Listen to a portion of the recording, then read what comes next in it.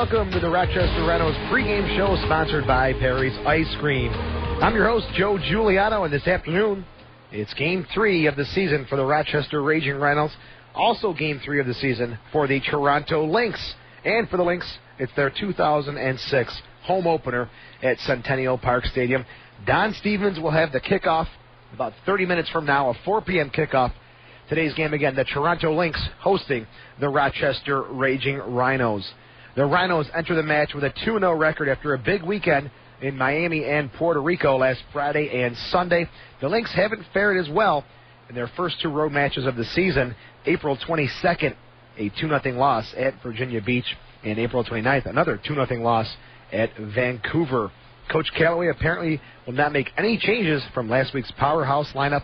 Don Stevens will have all the final details of Coach Callaway's starting lineup for the Rochester Raging Rhinos in about 30 minutes. We do know a couple things, though. Greg Howes is back with the team. He has made the trip to Toronto.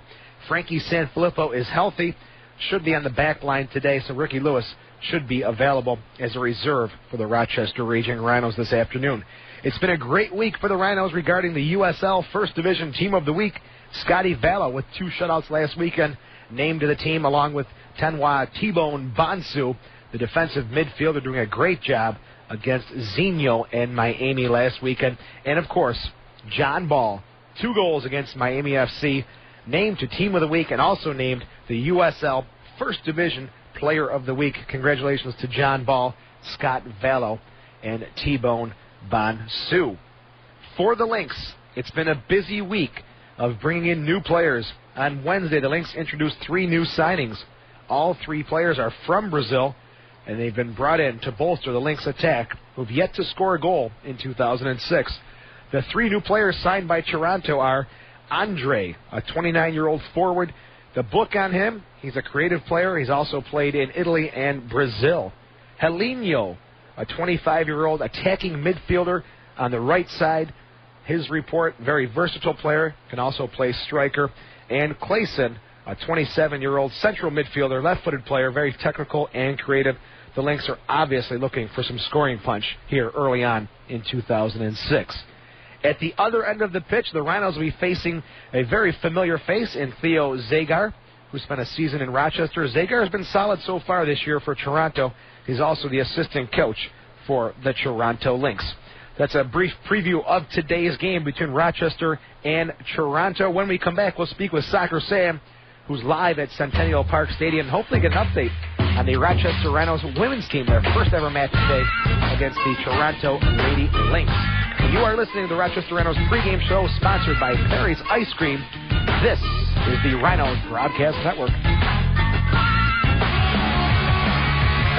The Rochester Raging Rhinos are on Fickle, 93.3 FM. Good afternoon and welcome back to the Rhinos pregame show sponsored by Perry's Ice Cream. I'm Joe Giuliano. This afternoon, it's the Rochester Raging Rhinos Game 3 up in Toronto against the Toronto Lynx at Centennial Park Stadium. Don Stevens will have all the action about 20 minutes from now as the Rhinos continue the 3rd game of a 7-game road trip. Let's go up north. And live at Centennial Park Stadium, Soccer Sam joins us on the line. Sam, welcome to the show. How are you? Doing great, Joe. Weather here, beautiful weather. The 65 degrees, perfect soccer weather. A little cloudy, but I think it's going to hold up, man. But, Joe, this is their 10th season opener here. And it's kind of weird. Their 5th season opener here at Centennial Park. And 5 years ago, I was here for the big opener. And it was against the Rochester Raging Rhinos, if you recall. And I think you were with me. I don't remember, maybe. I'm sorry. I have to admit I don't remember. Well, I'll tell you, in 97, we opened up here, and we lost, unfortunately, 3-2.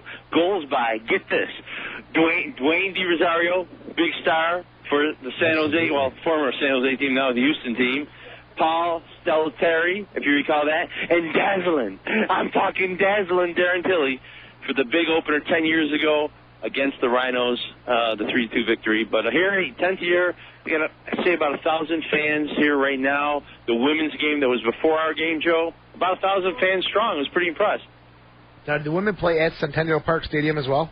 Yes, sir. They play right before this game, and they clear out the stadium after the women's game. And if you want to watch the men's, you have to repay and come back in. Well, Sammy, it was the first ever game for the Rochester Rhinos Women's Club. How'd it go? What was the result?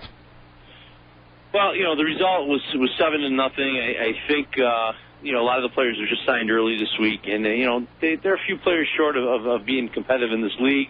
They had like 3 or 4 great chances that just went wide, or their goalie, Toronto's goalie, made great saves. But the Toronto women's team has been very successful over the years, so it's no surprise that we lost. The score could have been a little closer. Rene Ribas' coaching debut, not what he expected, I'm sure, but I think it'll take time for the women's team to gel. The men's team kicking off at 4 p.m. today, Sammy. The Lynx have struggled here in 2006. You've been with the club on the trip here.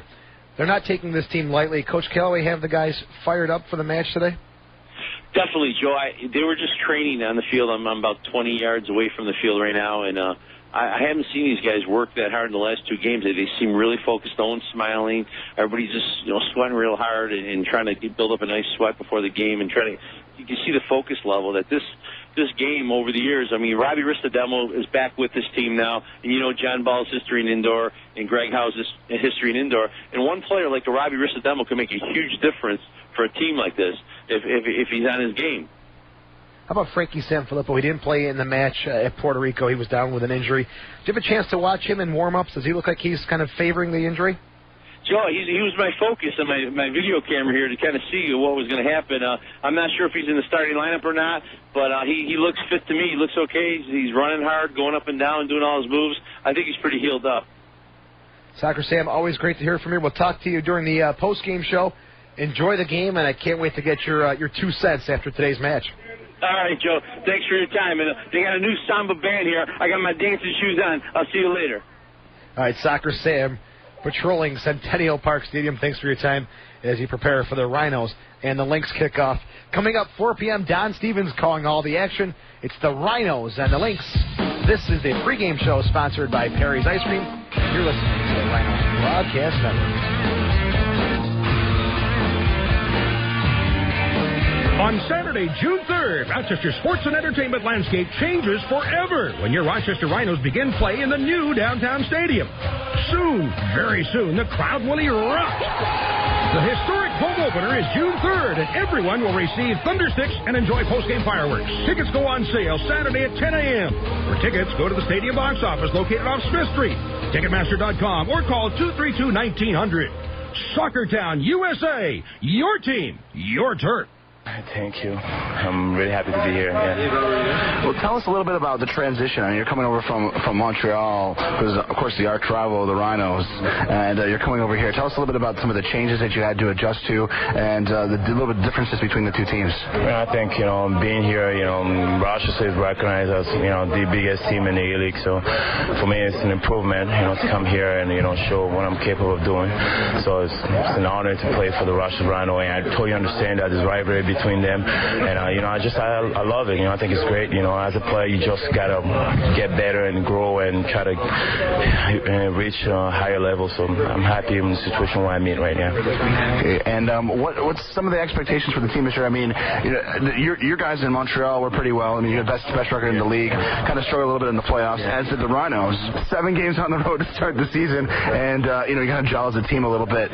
What's some of the goals coming out of here? It's a brand new team, obviously. It was clear by the coach today that we were going to go there as an underdog, but as winners. So obviously, there's no such a thing as tied in game or that kind of stuff. We going all out and try to win 7 games. Obviously, and that's the mentality you need to have in order for you to win the Open Cup, the league, and be first. So I think the expectations are great, and we have a great team. We have a great squad. We got diversity, skills, and so it's great. Everything's good. And you're probably going to be looked at as one of the leaders on the team when it's all said and done. Get the fans to get to know you guys a little bit. What should the fans expect of the Rochester Rhinos and Charles Becke this year? Yeah, I think it's personally for me. I was gonna they have to expect a lot from as a forward. I have to put the ball in the back of the net. And I think what we've been doing. The training camp. It's been great. Been working a lot of things. I work with Daly, with Connolly. Up front. It's great. And for the Rochester Rhinos 2006.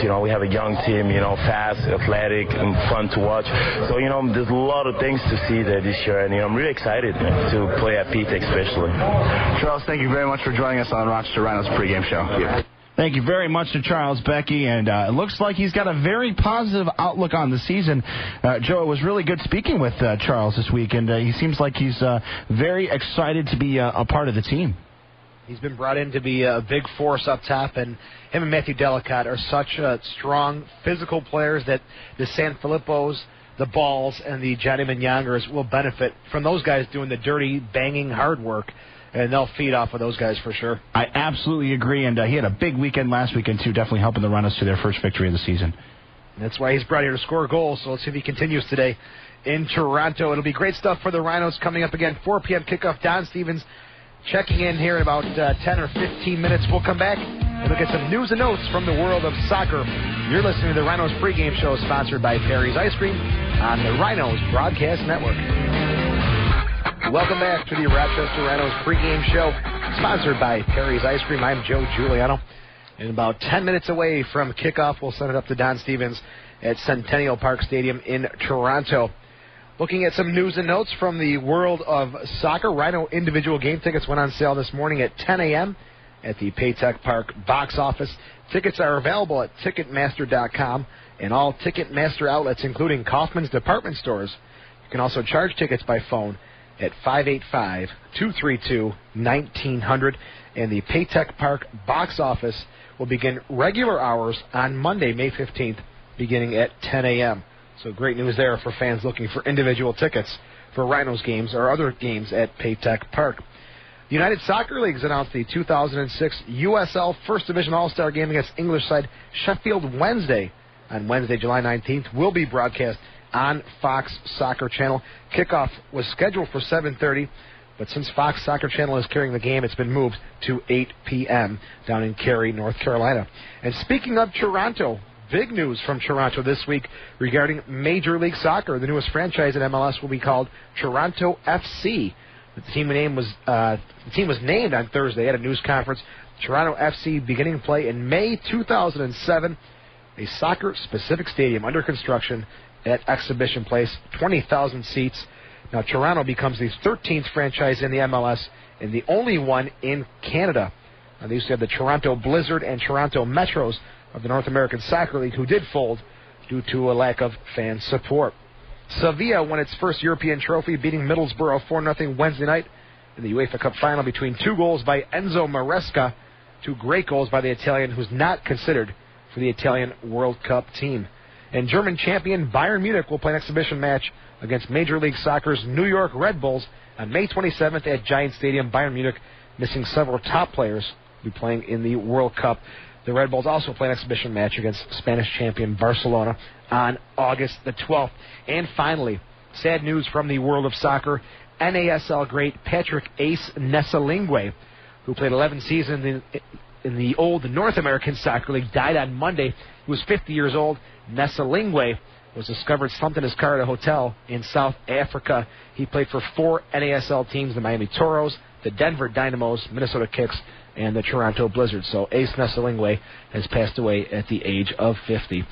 That's going to do it for the pregame show, sponsored by Perry's Ice Cream. When we come back, we'll send it up to Don Stevens, and he'll prepare us even more today, folks, for the game between the Rochester Raging Rhinos and the Toronto Lynx from Centennial Park Stadium. I'm Joe Giuliano.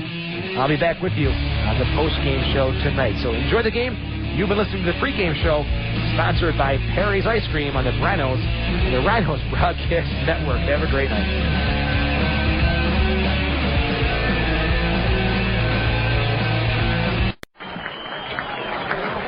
Good afternoon to you from Centennial Park Stadium in Toronto. It is match number 3 of the season for the Rochester Rhinos, the first of the year between the Rhinos and the home team, the Toronto Lynx. They'll meet a total of 4 times this season, and Rochester in the past year coming out with 4 wins and no losses against Toronto. Overall, in the history of the two teams, a 23-9-4 record. Overall, a 7-7-4 record here in Toronto. So the Rhinos just a .500 team on this pitch here at Centennial Park Stadium. Again, the Rhinos coming away with 2 victories last weekend, traveling to Miami and then to Puerto Rico for the opening weekend, and coming away with 2 wins. And talking with the coach of the Raging Rhinos, Laurie Calloway, about him being very pleased about what went on in the first weekend of play. Oh, yeah, 6 points from 2 games on the road. I mean, what more can you ask for? I suppose you can always ask for better performances and more convincing performances, but I think that that'll do as a starter. Build our base and try to improve weekly as we go along and stay unbeaten, if possible, season long. In some parts of your game, you looked almost in mid-season form. Are you surprised at that at all? I think that extra week that we had this year for pre-season, maybe a week and a half over some of the pre-seasons I've had before, obviously showed.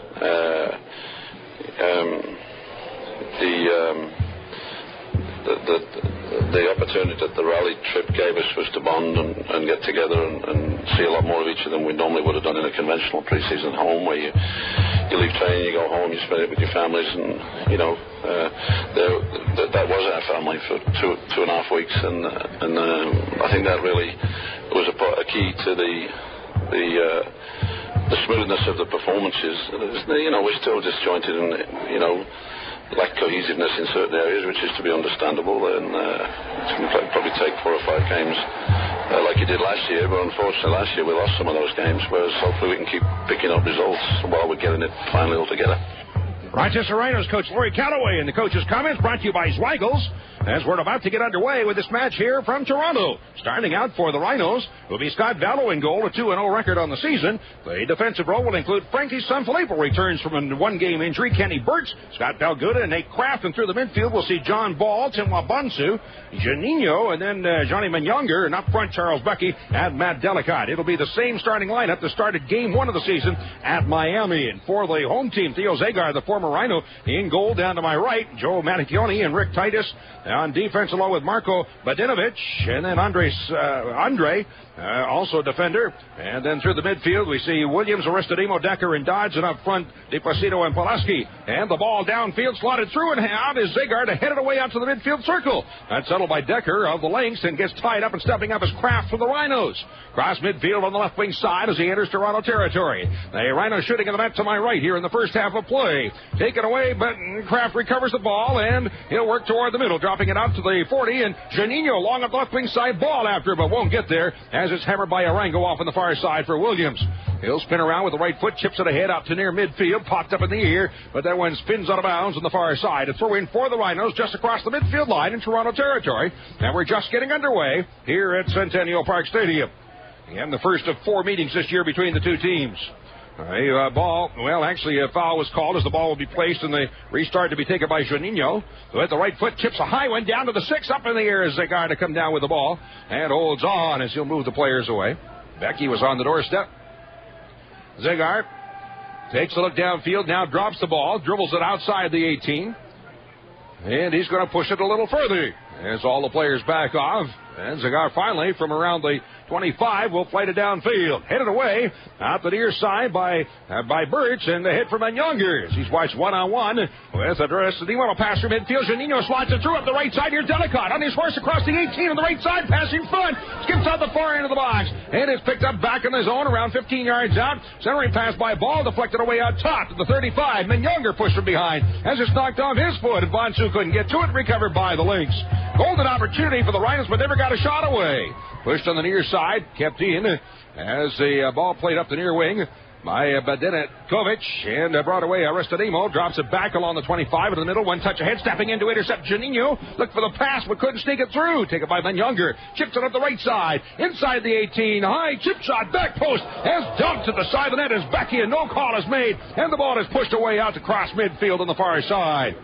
Well, Becky going for the ball. Looked like he was lining it up for the header and got run into from behind and knocked over. No call was made. It'll be a throw in to the far side of the field for the Rhinos. Stepping in is Kraft as he gets tied up. The loose ball carried away by the Lynx. Aristodemo on the right side. Pushed back to Aristodemo on a give and go, and then he'll drop it back further. Benikovic will send it off on the near wing, and stepping in underneath it is Dodds for the Lynx at midfield and on the near side. That's a long chip on the left wing side. In underneath it, Palguda one time to the head. Dodds turning back, Menyunger on him as they battle the ball at midfield. Tipped across the midfield line by Menyunger. But then, however you say his name, number 12, ball tipped high in the air through midfield. Got to work on that one. Just can't seem to get it. His name is Marco Benikovic. Along the far side, a flick toward the middle by Delicott. Settled around the 20, bouncing down at the 18, then booted away by Manacchione across midfield. Stepping in underneath it. And across midfield by Burtz, but recovered by the Lynx. Benikovic ahead to midfield. It's dropped back, and a long chip up the left wing side will be through everybody and out over the touchline on the near side of the field. Throw in for the Rhinos, just getting started in Toronto, and they're in the 4th minute. There's no score so far. As the ball will be taken on the throw-in on the near side of the field.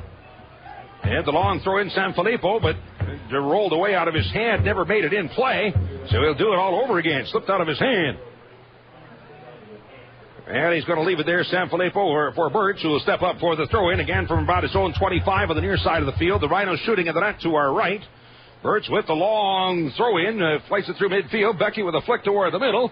Delicott trying to get to it, but that's headed away by Toronto. In the middle, Juninho tips it loose for Menyunger. Up the right side, looking to slot it through, but the ball knocked down and taken back by the Lynx. On the near side, carried away by Toronto. The Lynx 0-2 on the season. The Rhinos are 2-0. Cross midfield into the center circle. Niels Decker drops it back. Manacchione after it there. Turns it ahead on the right side, but Ball stepping in. He'll take a one-time touchdown field, but turning back for it. Benikovic will drop it off inside of his 18 to Zegar. He'll first time it away out to midfield. That's into the chest. Dodds pushing it ahead, but stepping out. Palguda heads it out to the midfield line. Back for it. Juninho drops it off again. Palguda one times it across midfield to Becky, giving it off to Menyunger. Turning just across the midfield line, drops it back in the center circle for Bonsu, and he'll try the left wing side to Kraft. His pass ahead, that's then taken, and Narango will bang it away and downfield. Rolling deep in the far corner, Vallo for the Rhinos. Out with the left foot, will then chip it out toward midfield. Headed back in the middle, but knocked down by Bonsu. The Rhinos have the ball recovered. His pass ahead to the center circle for Juninho, tripped up and taken down by Dodds. And the restart for the Rhinos in the center circle. Again, glad to have you along. 6th minute from Toronto and no score. A first meeting of the year between these two teams. As the ball will be placed in the center circle. Palguda for the restart. Takes a look downfield.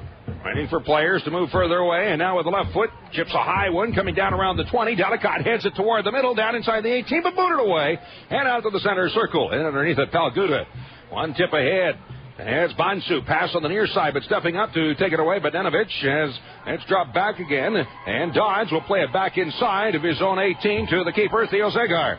Pass ahead, knocked down by Menyunger, 40 yards out, giving it off Juninho, but couldn't control, and is taken away by the Lynx. Out to the midfield line, dropped off on the near side for Dodds, who led Toronto in the goals, assists, and points categories last year.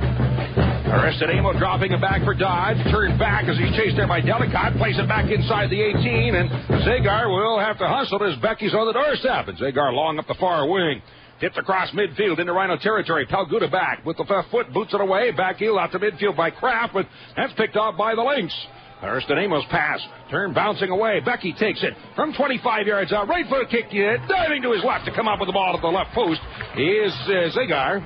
At the right post make that, and so the ball is brought away by Toronto as the Rhinos finally get a shot away. First shot of the match, out to near midfield. Drop back, Aristodemo, dropping it to his own side. Down around the 25, Manacchione, low line drive kick through everybody downfield. 2 bounces inside the Rhino 18, where it's scooped up and held on to by Vallo. And the Rhino keeper, having been victorious in the first 2 games. And so far, 0 goals against on the season. At the other end, Theo Zegar, 2 losses on the season, has given up 2 goals each game. So 4 on the season in his 2 games played. Right foot by Vallo. Flights a high one down around the 18, headed down inside the 18 by Becky, but Delicott couldn't get the shot away, and the ball is loose and cleared away and out of bounds on the near side. That by the Lynx, so it'll be a throw-in for the Rhinos from deep in the right wing corner.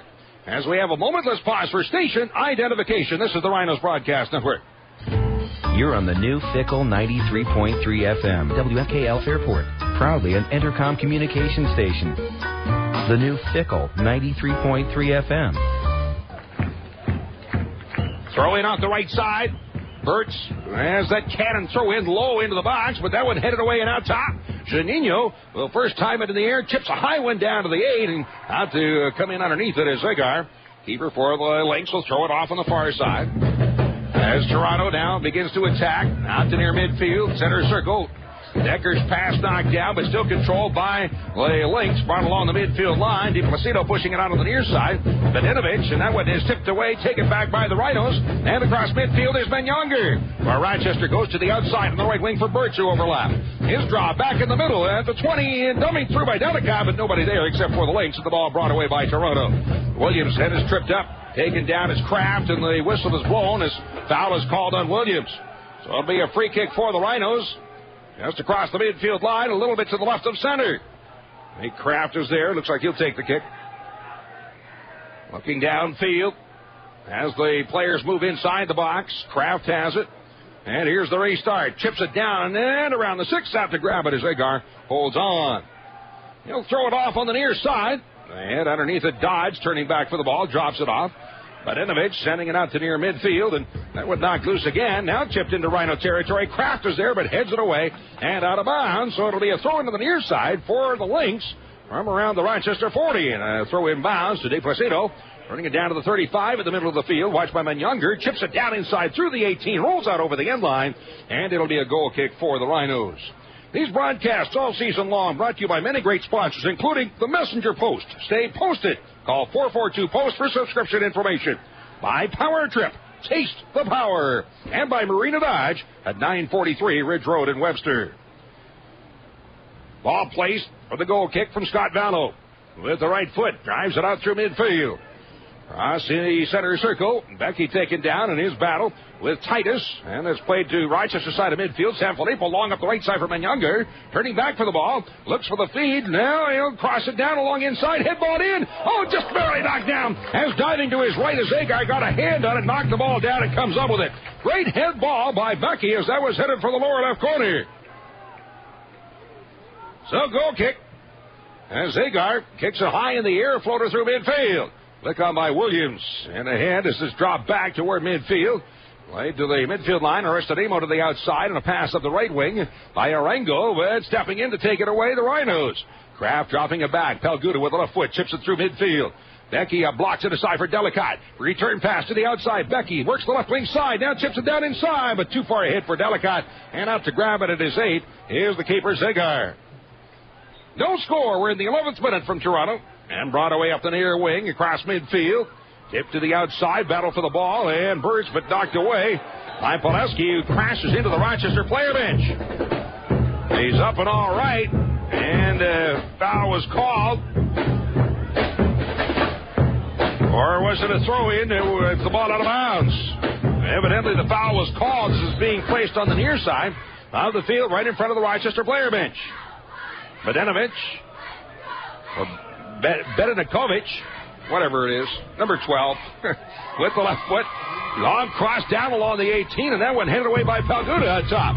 Collision there, ball knocked down and booted away by Sanfilippo on the far side and sneaks out of bounds. Should just call him Marco, I think.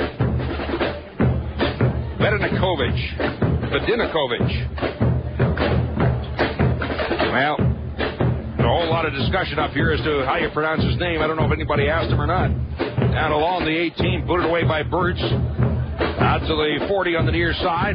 Toronto with the ball, trying to gain an attack here. That's knocked loose, but stepping in. Bedinakovic to Aristodemo, and in the middle turns it to the outside of the right wing for Arango. A pass ahead, stepping in Decker. As the ball then booted away and taken back by the Rhinos. Kraft at his own 18, spins, and with the right foot sends a high floater across midfield. Titus heads it aside, and there Montecchione will play it back to the keepers. Agar, low line drive, kick through midfield.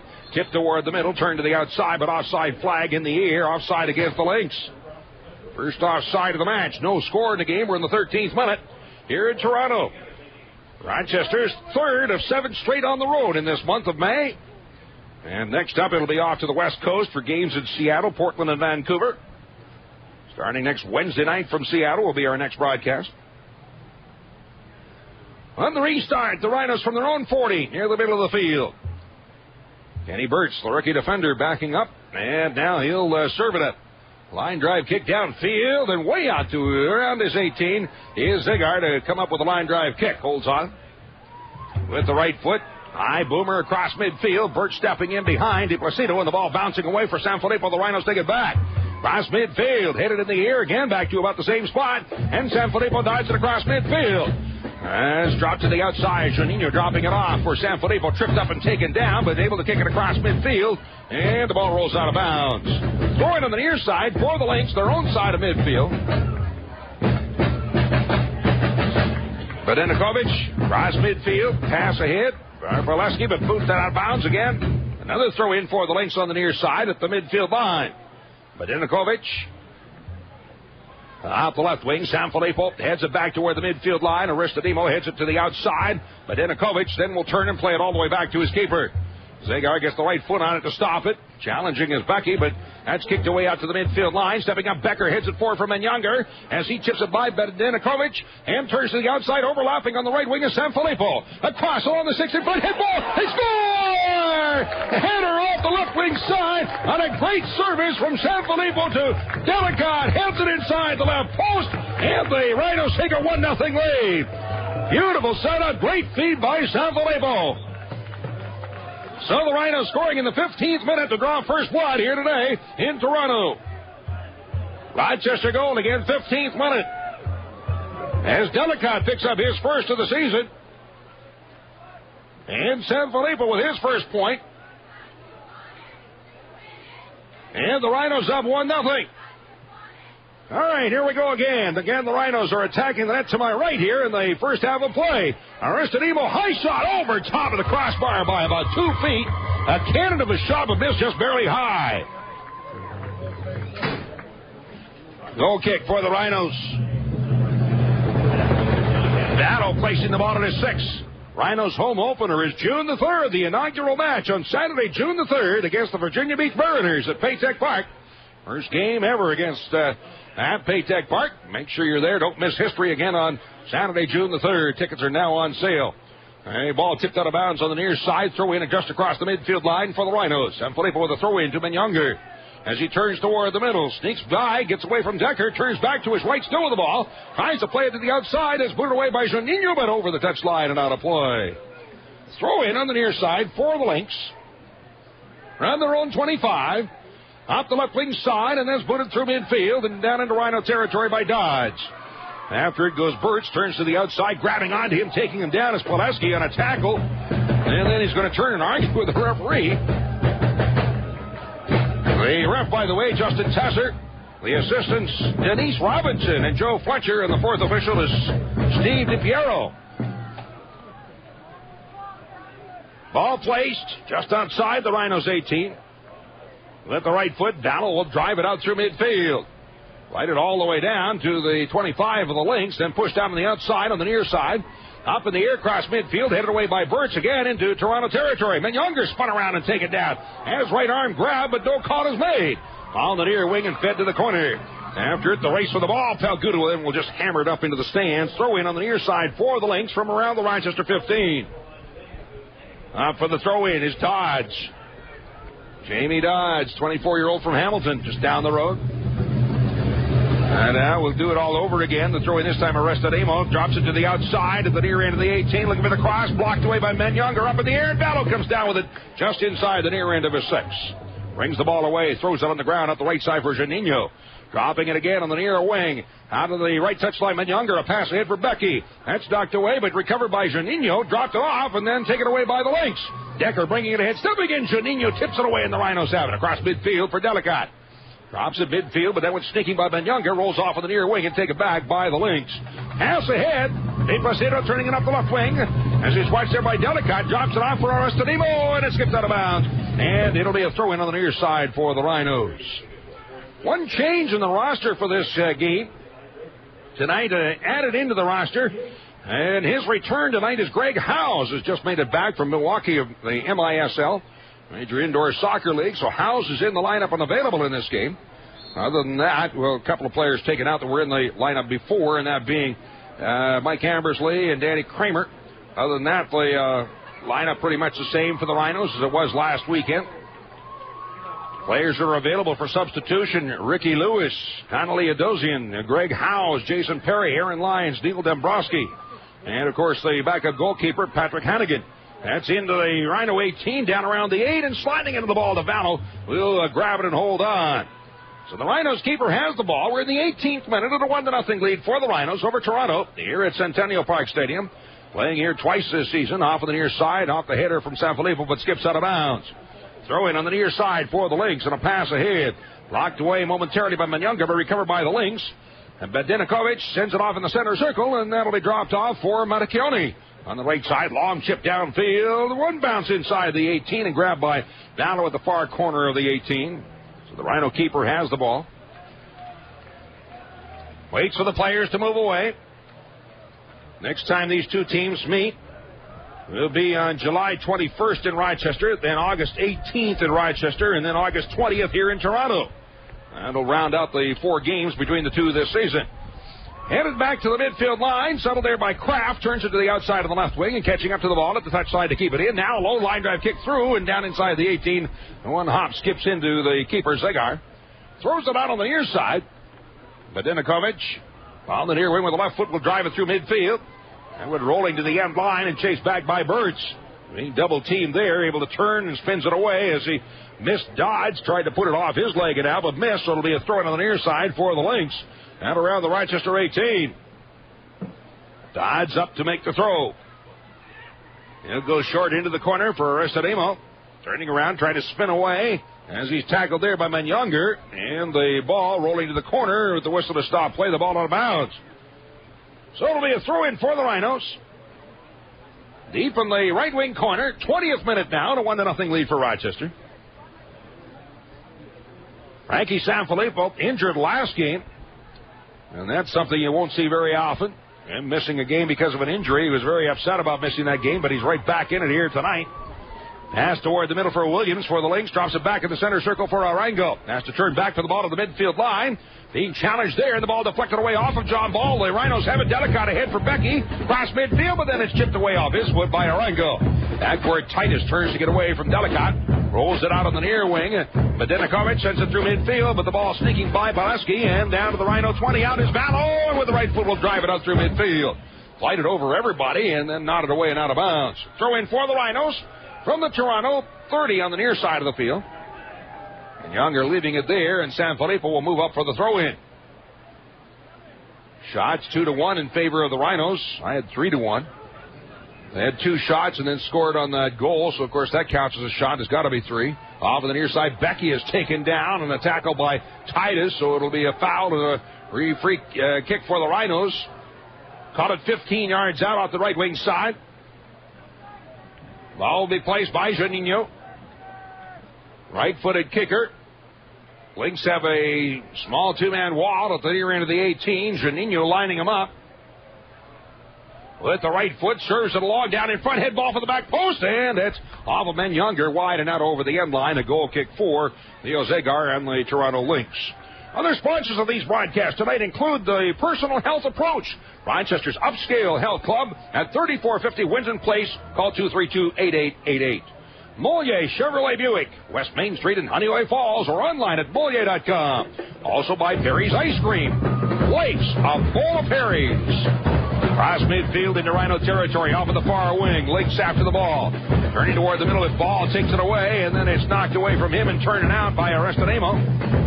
Evidently off of John Ball and out, so it'll be a throw-in for the Lynx in Rhino territory. There's the throw-in to Williams as he's turned around, and the ball recovered by the Rhinos, brought ahead by Juninho out into the center circle.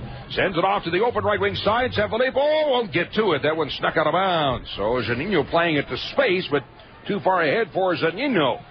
Or for Sanfilippo on the near wing, recovered by the Lynx at the midfield line. Bedinakovic dropping it back his own side of midfield for Titus. With the right foot, bangs it through midfield. Tipped ahead for Pulaski. He'll drop it off for Dodge. From 35 yards out, works the left wing side. Pass ahead. That's tipped toward the middle, but the whistle is blown. And down on the field is Pulaski, and a yellow card is issued to Burtz. A rookie defender for the Rhinos, Kenny Burtz, gets the caution here in the 23rd minute. That's the first time we've seen the plastic here tonight at the Centennial Park Stadium.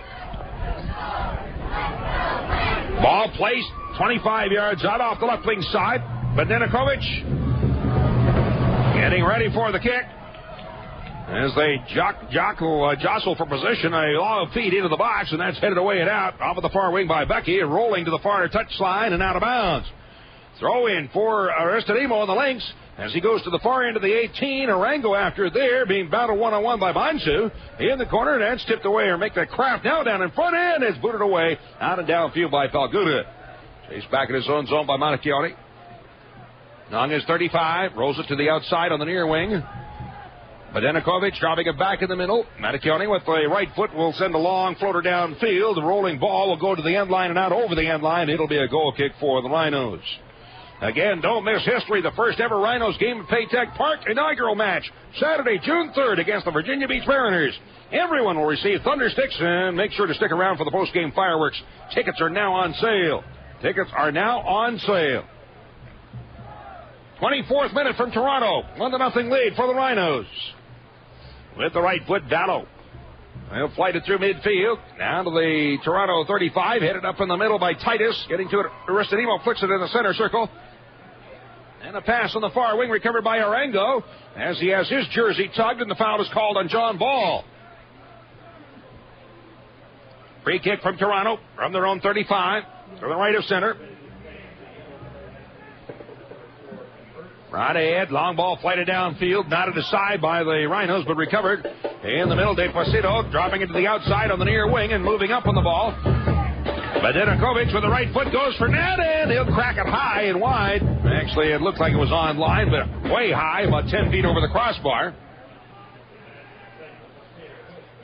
Goal kick for the Rhinos. As Vallo will place the ball at his 6. Vallo having gone the distance thus far in goal for the Rhinos this season. With the right foot, they'll boom it away. Rotor coming down just across the center circle. Up they go, headed away into Rhino territory, but Birch is there to volley it through midfield once again. Blocked down Delicott. Becky pushing it to the outside of the right wing and moving in on the ball is Juninho. Turning back toward the middle, now works to the outside as he's bothered, and the ball taken away by Dodds, and the Lynx will bring it upfield. Across the midfield line. Pass toward the middle, stepping in, De Placido, turning to the outside again. Drops it off on the outside for Dodge, and he'll again play it toward the middle for Decker. Midfield crossing through the center circle on the right side. Ahead with it. On upfield by Arango, pushing it to the outside for Aristodemo, and headed away by Bonsu. Off on the far side, around 35 yards out off the right wing. Dropped off again, taken by Aristodemo back to the midfield line, drops it all the way back to his keeper. Segar outside of his 18 with the right foot, pushing it ahead. Aristodemo, nowhere to go, so he'll drop it back again and gets another return pass from Segar. Aristodemo on the right side, his own end of the field around the 35, drawing it forward. Delicott pressuring, so Aristodemo will chip it through midfield. Headed back toward the middle as the ball bouncing out of the midfield line. Arango spins around, and they'll pass ahead on the right side to Williams. Dropping it off. Feed forward for Pulaski. Turning back for the ball to the outside again for Arango. Goes it toward the middle for Aristodemo. Watched there by Delicott. Now pass along the middle toward the center circle, but carried forward by De Placido.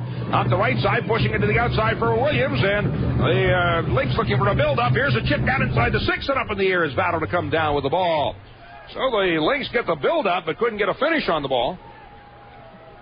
As Vallo will wait for the players to move away. 27th minute from Toronto, and a 1-0 lead for Rochester. Line kick through midfield, and Arango settles it off his chest to his feet, and then pushing it across midfield for De Placido.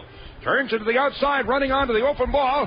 In the open right wing is Williams, down to the 5, down to the 3-yard, pass back on top of the slot as the ball is knocked loose in front and then cleared away on top. Take it back, Aristodemo off of the near side. Badenokovic, he'll chip a left foot to the back post. Williams, a high head ball up over top of the crossbar, over the end line and out. 1-0. Rhinos on top here, having scored back in the 15th minute. As the goal was scored by Matthew Delicott, his first goal as a Rhino. Of course, he'd scored a few against the Rhinos in previous seasons in Richmond. But this year, scores 1, and that's for the Rhinos. Right foot battle will deliver through midfield. Up they go. Flick on attempt by Delicott, and Becky with the boot. Got the boot up too high, so the whistle stops play. A foul is called, and it'll be a free kick for Toronto from their own 35 in the middle. Ball placed. Slipped through midfield into Rhino territory. Checking back. DePlacido, but knocked away by Munyunger. Over in turn, recovered by the Lynx, and then it's volleyed by Sanfilippo through midfield. Becky and Titus tie up, and neither could get to the ball. Now it bounces loose for Titus. As in the middle, turns back, trying to get away from Delicott. Pushing it to the outside on the near wing. Badinakovic across midfield. Sanfilippo taken down. Foul is called, and a free kick for the Rhinos just across the midfield line. Sanfilippo will be there to take the kick. Right-footed kicker. 1-0 lead. And Sanfilippo set up the first goal beautifully on a great cross to Delicott. For the only goal of the match thus far. Crossing, switching to the left wing side. Ball's header knocked down. Gets it back. Kraft, return pass the ball. Looking for a cross in front off the left foot of Williams and out over the touchline on the far side of the field. Throw in for the Rhinos. About 15 yards out off the left wing side. And the defender, Birch, is coming all the way down across the field to take the throw in. Again, he has that long bomb of a throw in. He can go completely through the 6-yard box on that throw in. To the back post area. Birch backing up off the grass onto the warning track. Going to get a good run at it.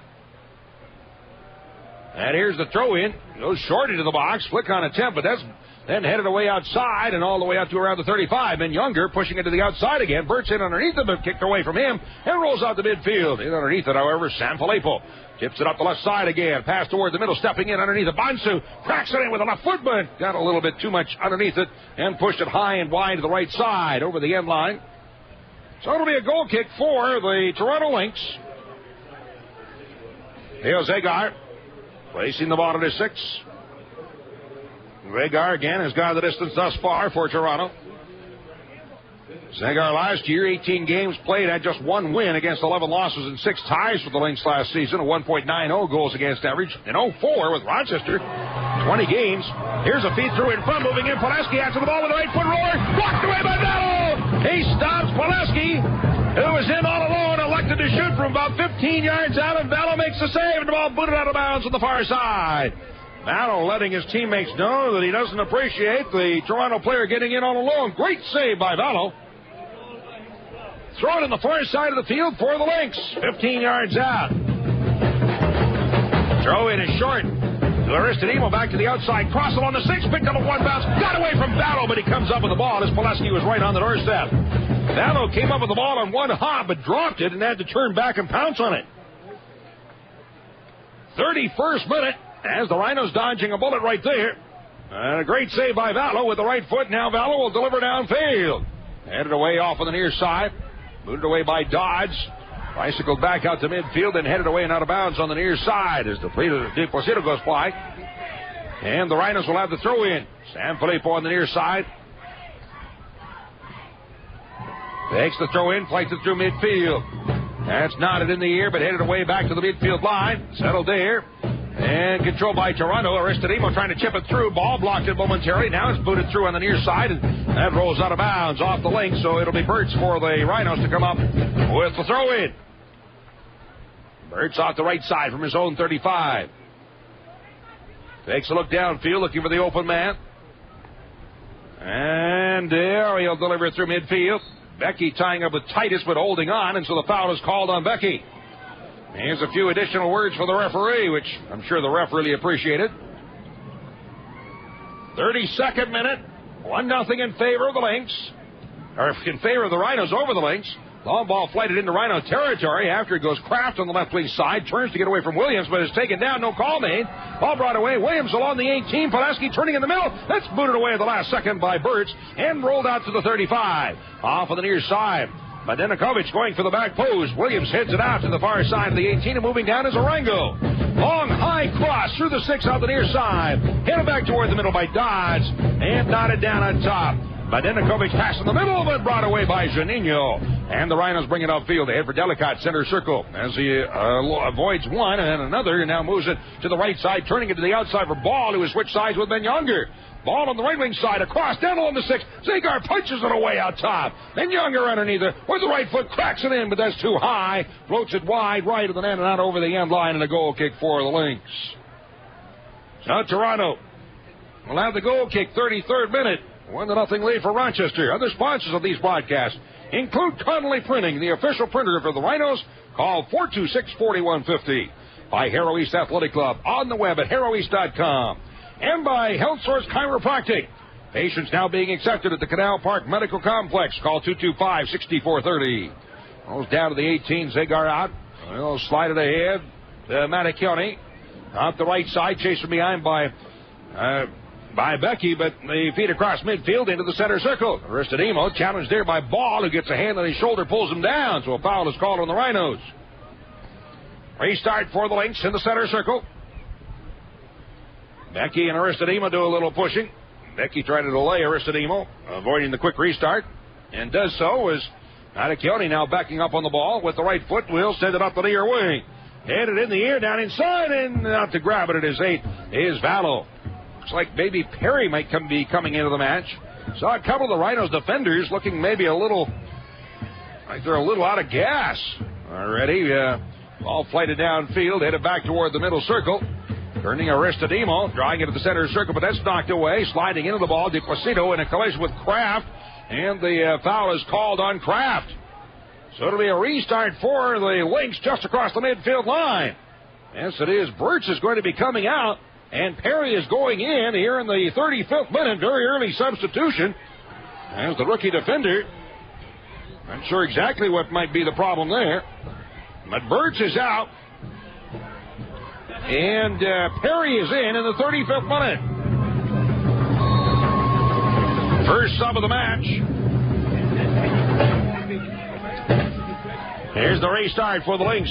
Down inside the 18, flicked along, but out over the end line. And off of the Rhinos, indicating a corner kick for the Lynx.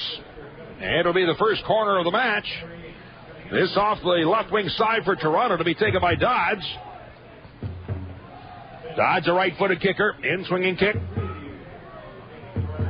Backs up on the ball, and here's the service. Down through the backdoor side.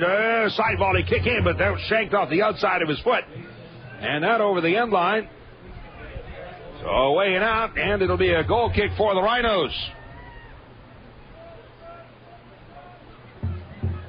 Dowdle placing the ball at his 6. 36th minute from Toronto. Still a very slim 1-0 lead for the Rhinos. Battle wanting the players to move away. Ref says, come on, get the ball in play. Here's Vallow's kick. Sends it through midfield. Coming down toward the center circle. Knocked down on headed aside by the Lynx across midfield. De Placido going to the outside of the right wing for Williams.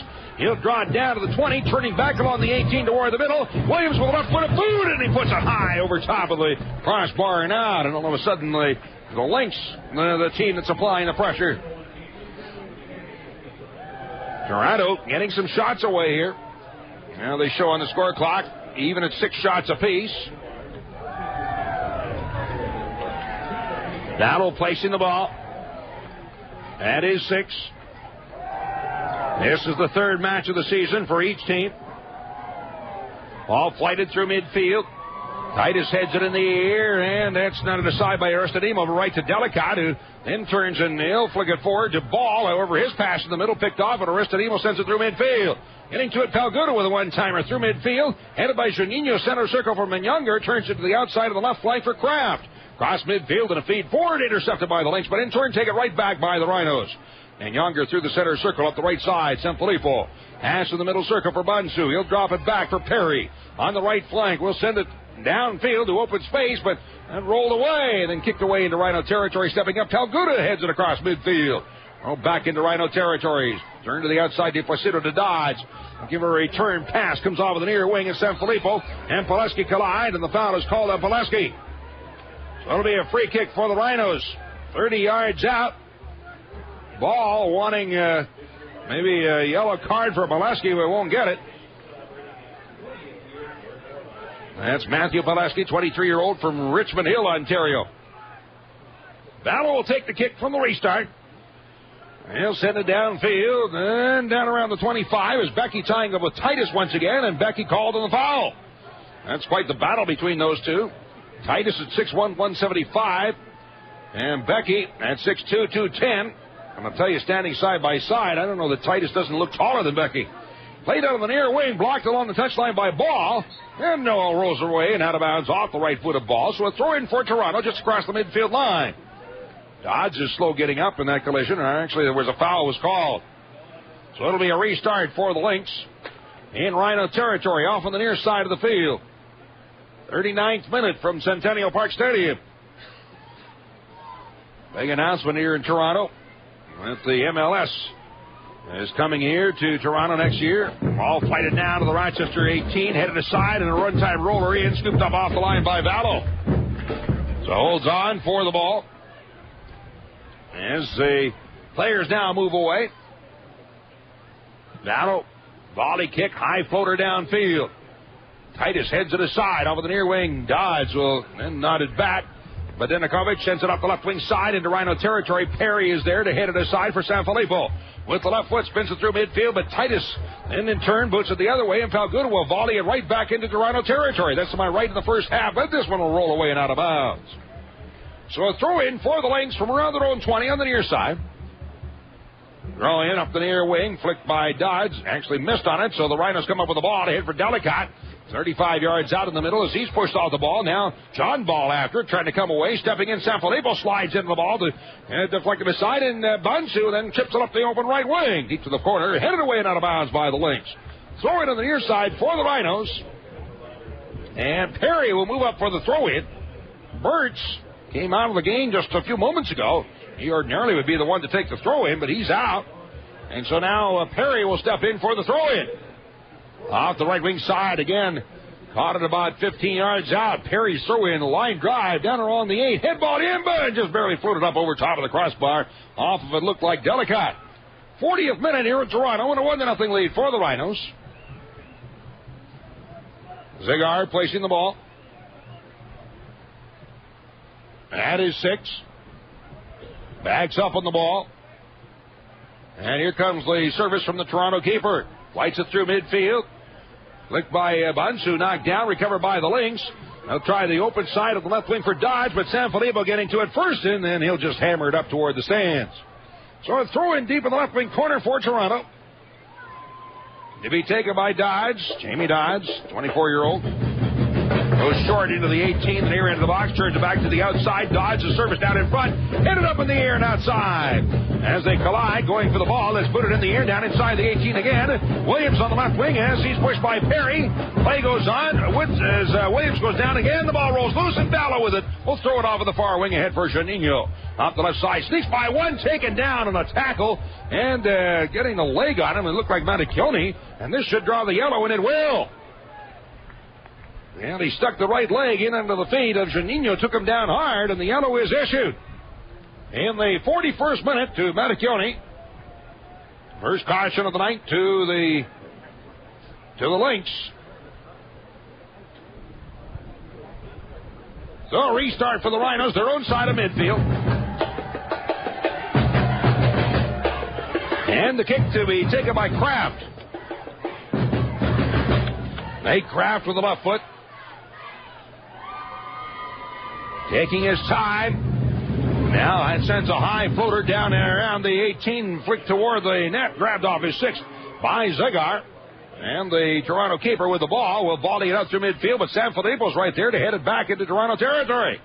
To the outside, then booted along the near wing and rolls out of bounds on the near side. So it'll be a throw-in for the Rhinos from their own side of midfield. To be taken by Sanfilippo. Moves up. Fights it through midfield. Titus heads it back to the midfield line. Minyonger underneath it. He'll chip it loose. Sends it off to the left wing side. And under the ball goes Kraft across midfield for Ball. Rolls a return pass to Kraft, trying to get away from Williams. So they battle one-on-one. Down deep to the far corner. Booted away and out over the touchline by Williams. Throw in deep in the far corner for the Rhinos. About 5 yards out. 43rd minute here in Toronto. 1-0 lead for the Rhinos. And who's moving over for the throw-in? Looks like it'll be Jonathan Perry.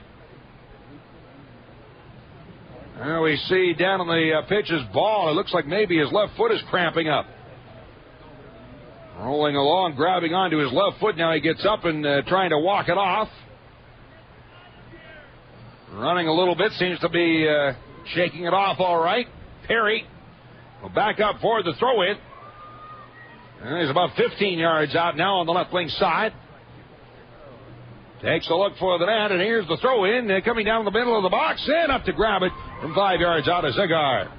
Rhinos wearing the black or white striped jerseys here tonight with black shorts and socks, and the Toronto Lynx, a yellow jersey with black shorts. That's booted out through midfield. Leon Younger across the midfield circle, looking to slot it through, turning, trying to get away. Still has the ball, turning back to his right, and now sends it to the open right wing for Delicat. Has it 20 yards out. Overlapping, Juninho gets a return pass from Delicat. Drawing into the end line, trying to sneak through. Along the end line, pass in front, booted out over the end line. And that off of Becky, missing the line. And an opportunity for the Rhinos, but missed the net by a couple of feet. So another opportunity there for the Rhinos. As the Lynx dodge a bullet, and Ziegler placing the ball. 44th minute. 1-0 lead for Toronto. Ziegler with the right foot will deliver through midfield. Sanfilippo heads it up in the air, but that off of Titus and out of bounds. Throw in for the Rhinos quickly. Sanfilippo across the midfield line for Juninho. Turning back as he's triple teamed, knocked loose at the midfield line. Sanfilippo sliding in on the ball. Rolled away off of Dodge and out. Throw into the midfield line for the Rhinos. Perry on the right wing, stepping in for the throw-in. Looking long, and now goes long to the open right wing corner. Becky after it. He and Titus battling for the ball as it rolls to the corner. Titus spins it along the near side, and Badenikovic coming away. With the left foot looking downfield. He'll strike it through midfield, and it's shanked out of bounds on the near side, so a throw in for the Rhinos. Or was it tipped away? It should be the Rhinos with the throw in off the near side of the field, down around their own 35. Perry getting ready for the throw-in. Lights it through midfield. And over everybody, turning back for Badenikovic. In the corner, chased there by Becky. He'll turn and spin it with the right foot. High floater through midfield. Kraft getting to it. Settles it ahead across the midfield line for Juninho. Long chip up the left wing for Ball. Locks it down off the chest. Drawing in the middle. Taken down from behind. As play goes on, no call is made. And the loose ball is recovered by the Lynx and pushed out on the near side.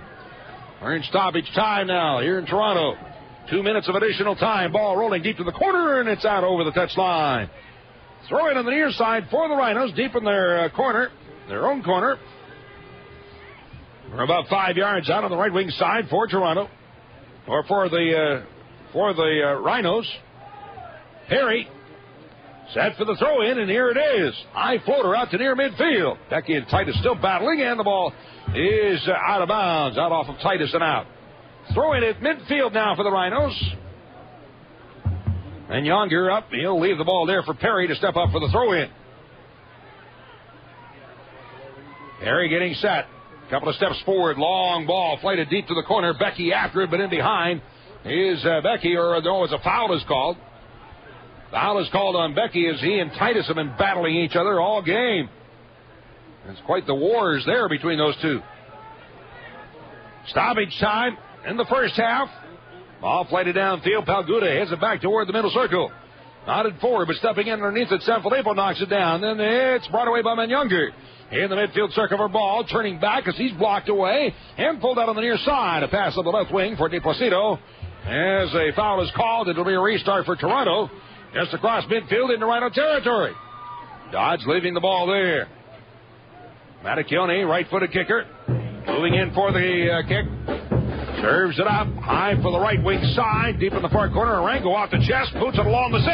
In front. Headed away. Up in the air to the 6 and comes out the near wing. I'm not sure that maybe Sanfilippo was the one to block that away off the line. Out the near wing. Brought away. Oh, Juninho taken down hard from behind by Pulaski. And here's Rochester players off the bench. As they came in and gave Pulaski a push. Backup goalkeeper, Pat Hennigan, came off the bench and he gave Pulaski a push from behind after he took down Juninho hard from behind. We'll see what will happen here. The whole bench for Toronto over pointing at Pulaski, or at Hannigan. But that was a bad tackle from behind by Pileski on Janino. After the play had been stopped, and there should be, I would have to figure there should be a red card right there. That was a nasty one. Now Pileski is, see what he does here.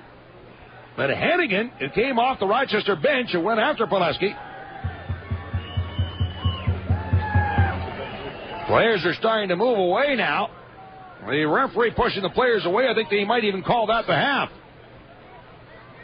Referee coming over to take a look at Janino, who is taken down very hard from behind. And the referee is going to talk to Pileski.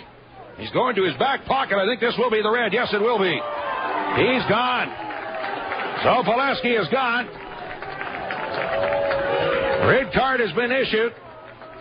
Theo Zagar, the keeper, over. He's trying to talk to the referee. The fourth official stepping in between, trying to keep the players away from the referee, who now has pulled the plastic out of his pocket. He wants to talk to Theo Zagar.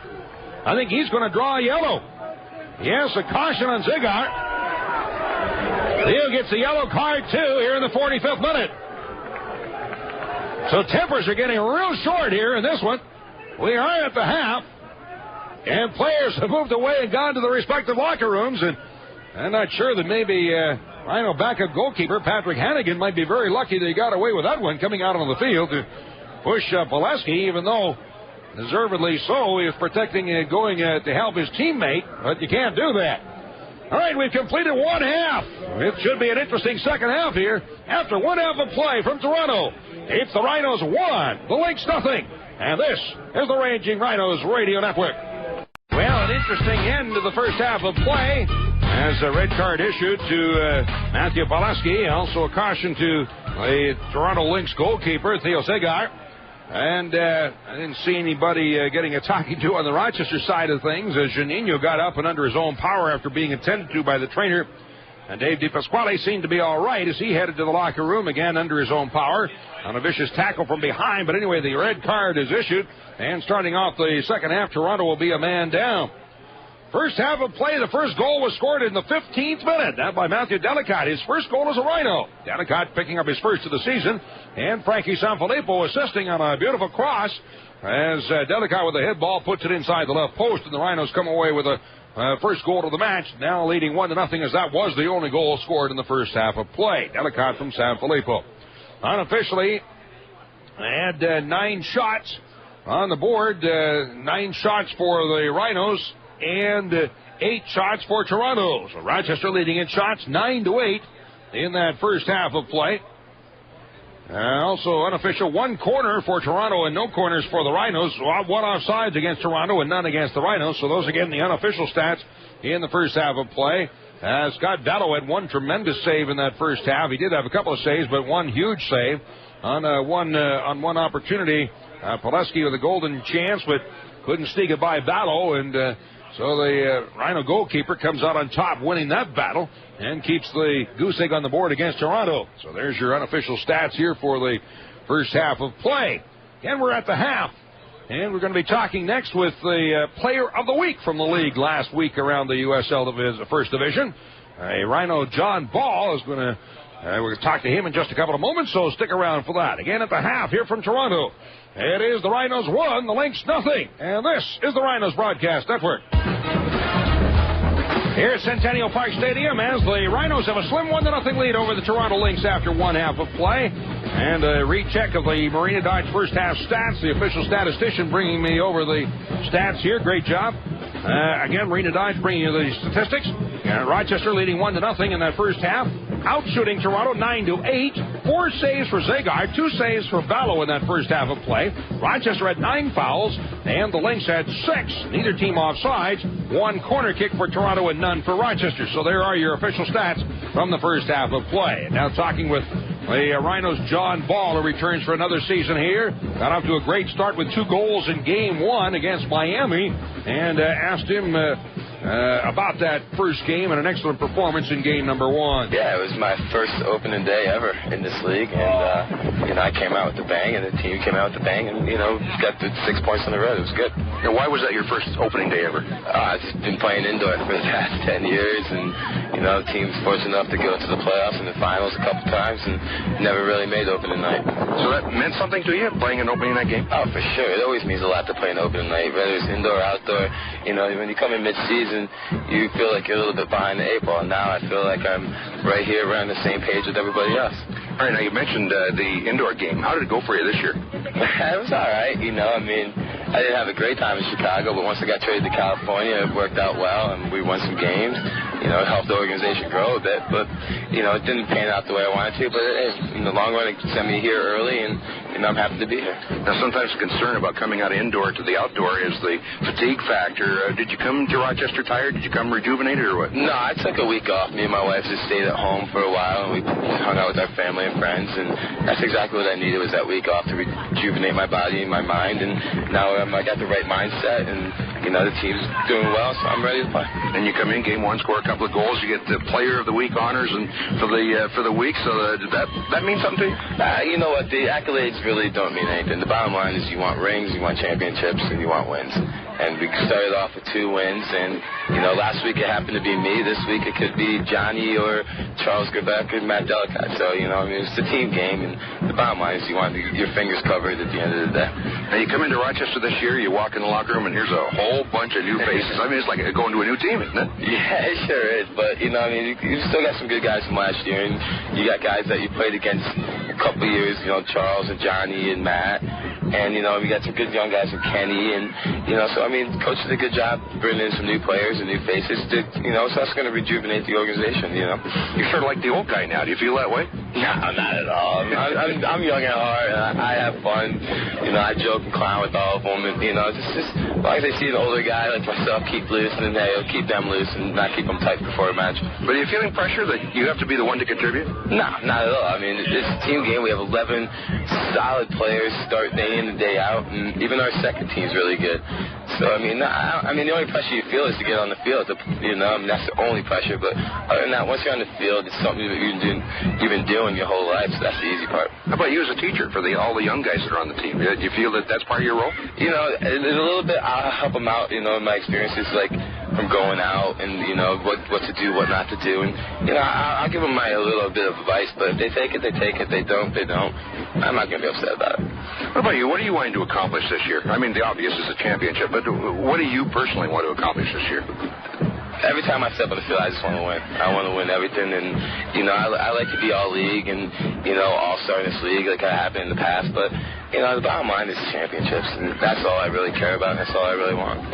Offensively, defensively, is there any particular goals?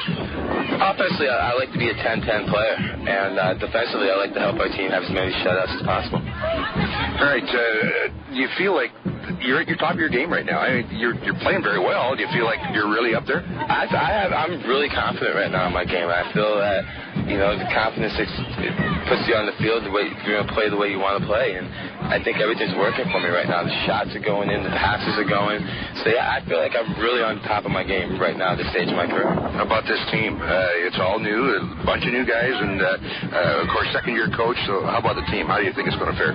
I think it's going to fare well. We started off with 2 really tough road games. Miami and Puerto Rico, which aren't easy in the heat and the humidity, and we did well. We came out with 6 points, and with coach, there's always a method behind his madness, and I love him to death, and I think he's a great guy, and he's just going to push us to get the best out of us. And do you think it's enough for this team to be able to go all the way out? It's a tough question because you haven't seen only a couple of teams so far, but do you feel that the caliber is here to take you all the way? I think the chemistry's here right now. I think the way the guys are getting along and pushing each other in practice, the chemistry's really working well. And if we can put that on the field game in and game out, yeah, I think this team is capable of some good stuff, not just only in the league, but in the Open Cup too. And do you see this team as an offensive type team, a defensive type team, or what kind of a team? I think we're really offensive. I think we have 6 or 7 guys who can go forward, and we defend with 3. And past rival teams weren't like that. And we can come out and any given night score 4 or 5 goals. And talk about the speed of the team. Do you see that as a real attribute? Oh, yeah, we're a quick team. We're a really quick team, and it's going to help us, you know, when you play in Montreal, when you play at Seattle, and you play at Vancouver, it's going to help us. Plus, we're 90-minute fit, and, you know, I mean, that's going to help us from, you know, last year we lost to Vancouver in the 89th minute. That could be fitness, that could just be mental lapses, you know, and this team is playing the game from start to finish, and that's nice. Sounds like you're really enjoying the season so far. So far, it's been a blast. I had a smile on my face ever since I got here, so, yeah, I'm happy to be back. All right, John Ball off to a great start this season. Again, the player of the week in the league last week, and that by the virtue of the 2 goals that he scored in the first game. About to get underway in the second half here in just a few moments, so it is still a 1-0 lead for the Rhinos over the Lynx after 1 half of play, and this is the Rhinos Broadcast Network. All right, checking the substitution. Sorry to be late joining you here, but we see that Decker is out in the 45th minute, and also Matacchione is out in the 45th minute. And into the match, coming in, it will be Shepard, Jeremy Shepard, 21-year-old from Mississauga. And the other one that's checking in is Gordon Chin, a 23-year-old from Burnaby, British Columbia. Into the match for the Toronto Lynx, and there'll be a man down, as ejected at the end of the half was Pulaski. So the Rhinos with a man advantage here into the second half, and Rochester now shooting that to my left. And Scott Dallow in goal down to my right as we're about to begin play in the second half of play. Kick will be taken by the Rhinos. Delicate and Becky at the center dot, ready for the kickoff.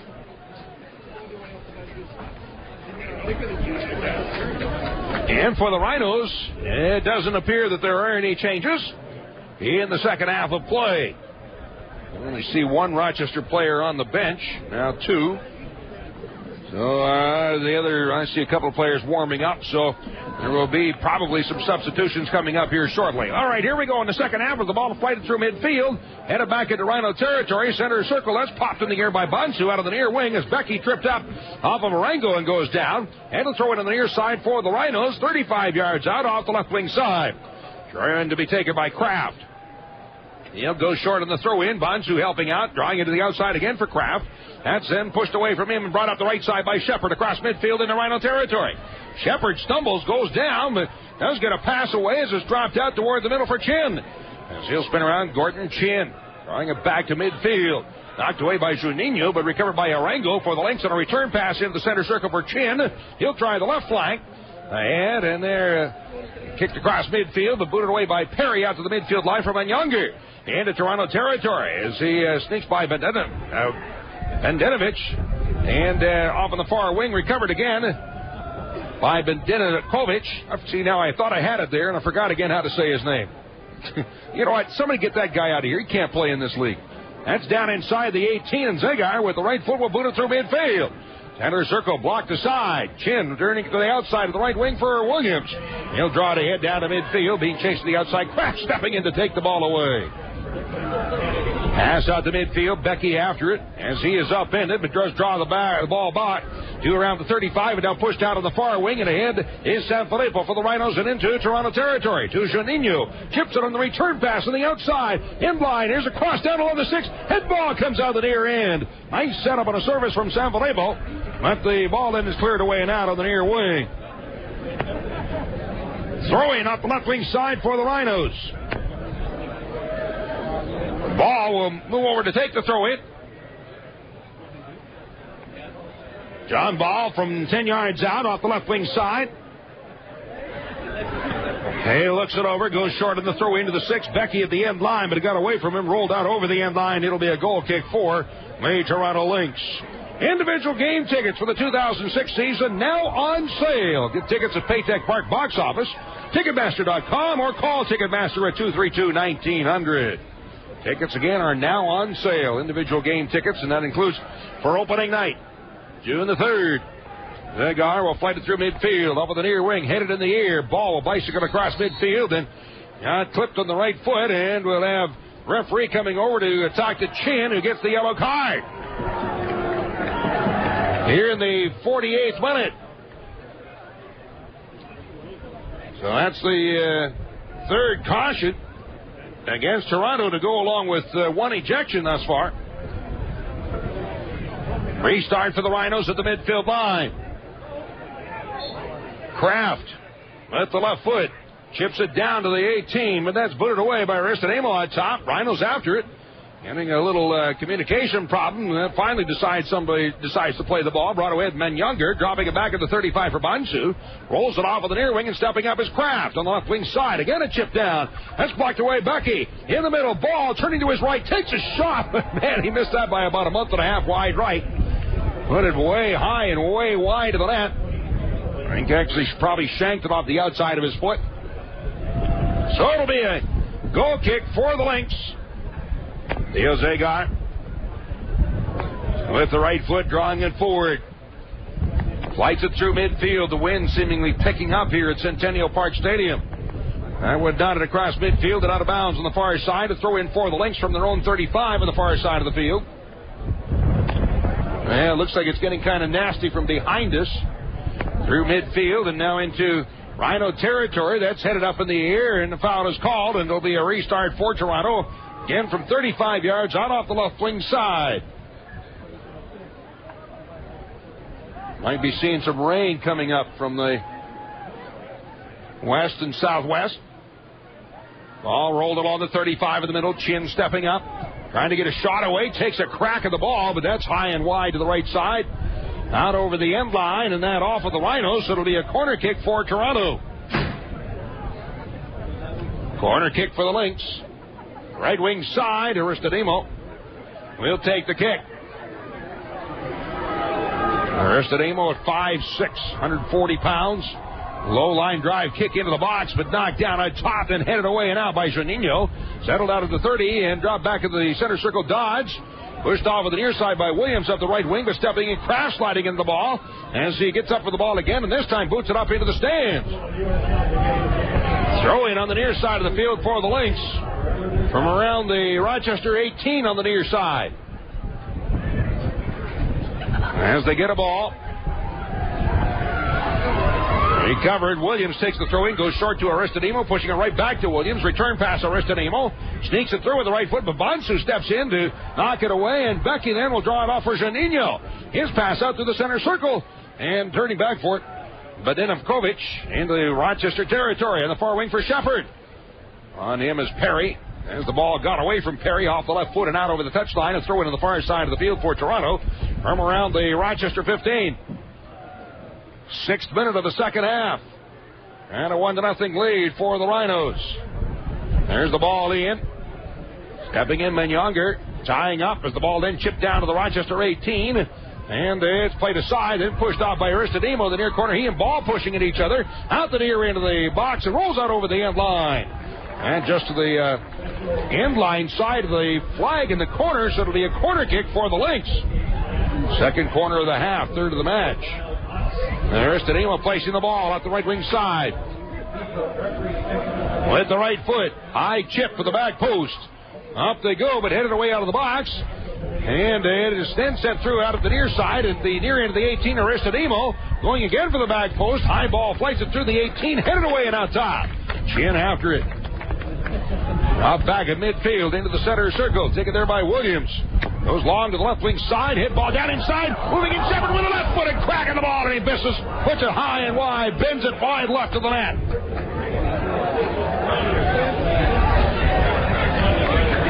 So the Lynx get an opportunity right there, but miss. And it'll be a goal kick for the Rhinos. 53rd minute here in Toronto. And Valor with the right foot. Sends a line drive kick through midfield. Delicott out for the ball as it comes down to the near side. Ball after it. Chips it down through in front. Moving in as Delicott couldn't get to it. Zagar out at his 15. Comes up with the ball on the second hop and throws it off of the far wing. Right away by the Lynx. Long delivery downfield. Shepard trying to get in behind, but that's knotted away by Perry. And the Rhinos back for the ball. Bansu off on the right side for Sanfilippo. Will chip it through midfield, but stepping in, Arango, however, shanked it off the outside of his foot, rolls off of the far side. Badinavkovic back for the ball at his own 35 along the far wing. With the right foot, will switch it to the right side, the near side of the field, and DePlacido heads it off in the middle for Shepard. Turning in the center circle, trying to get away. Rolls a pass to the middle. The Rhinos knock it away momentarily. Stepping in Sanfilippo. And will bang it away and downfield. The race for the ball. Arango getting there first. Plays it back to the keeper. Zagar has to hustle as Delicott was right on the doorstep. Out to the center circle. Ball touching to the side of the near wing for Menyunger. Steps in, gets away, and they'll drop it off. Still has the ball. Plays it back to the center circle for Bansu.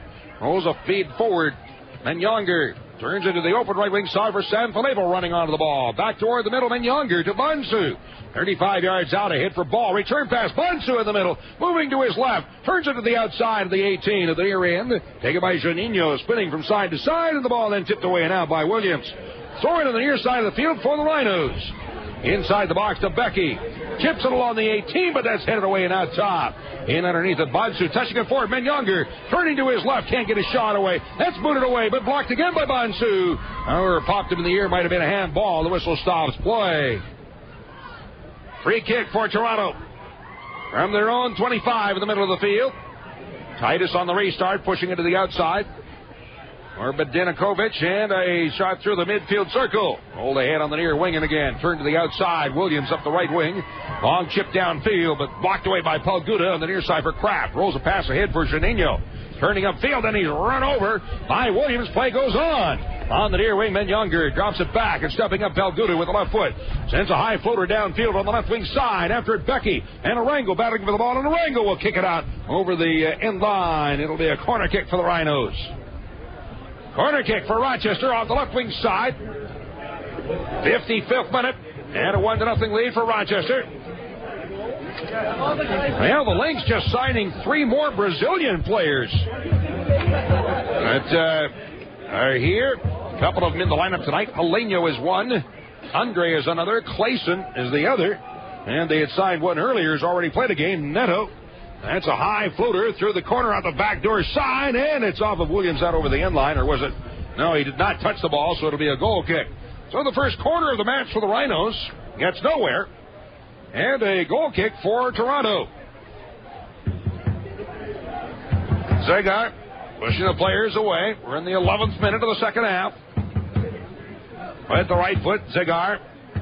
Goal kick through midfield. Sanfilippo heads it back across the midfield line, and that one sneaks by John Bald, and it's volleyed into Rhino territory. Up on the other side, Sanfilippo heads it back to Palguda with the left foot. He'll drift it through midfield. Delicott flicks it toward the middle for Menyunger. In under the ball, brings it away.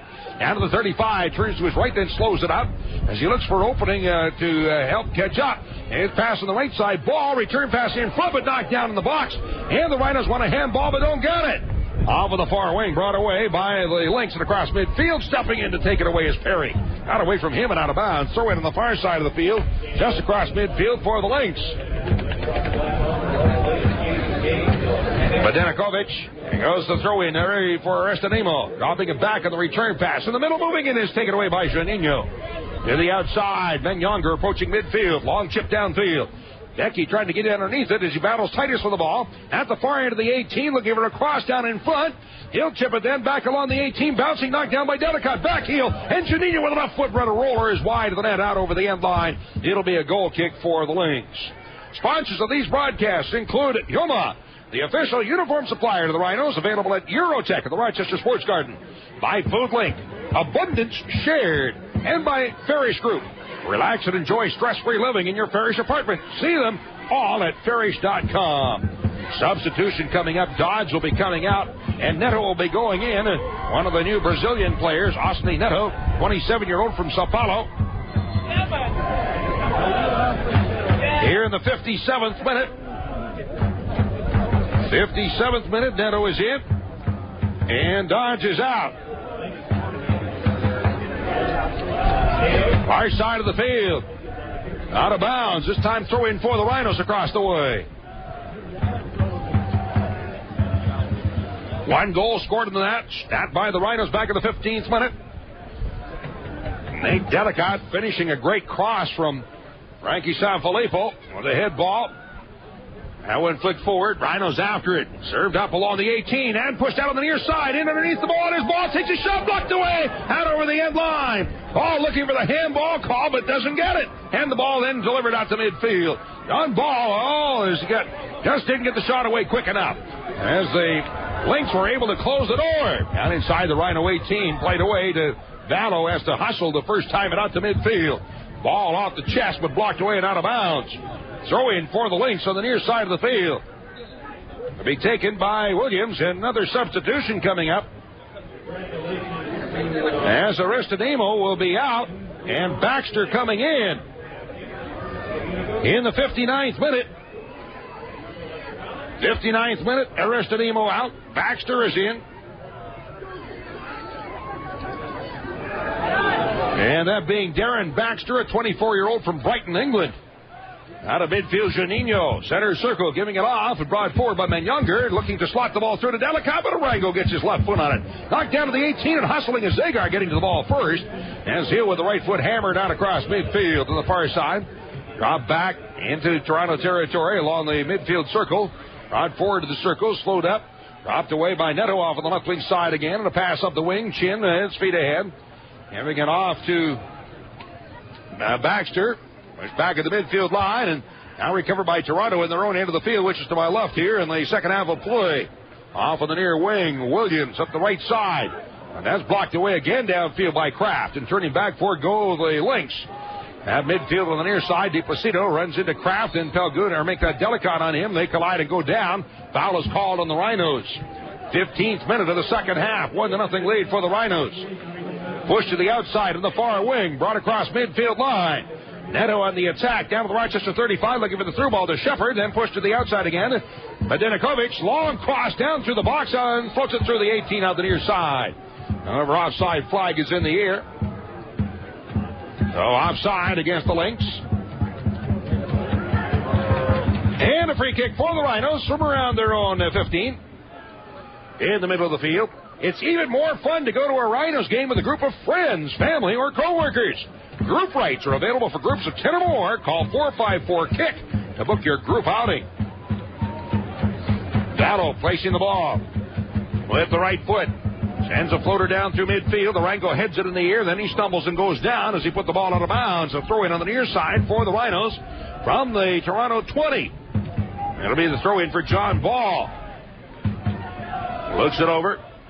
Trying to go inside the box. Now serves it to the end, but that is blocked away and headed out by the Lynx. Turning back, DiPlacido drops it off on the near side for Williams with the right foot. Will drive it out through midfield. In underneath it goes Perry. Switching to the right wing side for Sanfilippo. Draws it back on the near side. Pelguda draws it toward midfield. Turns it to the outside. Kraft across midfield. Goes to the open left wing side. Becky running onto the ball, and on him is Arango. Turn at the near end of the 18. Drops it back out top again for Kraft. In the middle for Janino, 20 yards out, looking for the ball, trying to slot it through Ball, but that's blocked away. And off of the near wing as Ball looked for the give-and-go pass. Trying to get it back. Now it's drawn away. Blocked by Janino to the corner and rolls out over the touchline. A throw in deep in the corner for the Lynx. 1-0 lead for the Rhinos. Substitution coming up here for Rochester's. Aaron Lyons is going to see his first action as a Rhino. It'll be Delicott coming off the pitch. In the 62nd minute. So Delicott is out after scoring the only goal of the night so far. And Lyons is in.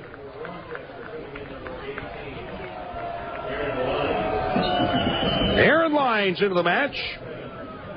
5'10", 165 pounds, a 29-year-old from Lower Hutt, New Zealand. Played for Portland in the USL First Division last season. Brought forward, turned toward the middle. Sanfilippo with the left foot, cracks it in, and about 4 or 5 feet high of the crossbar. So Sanfilippo going for the net, but puts it high.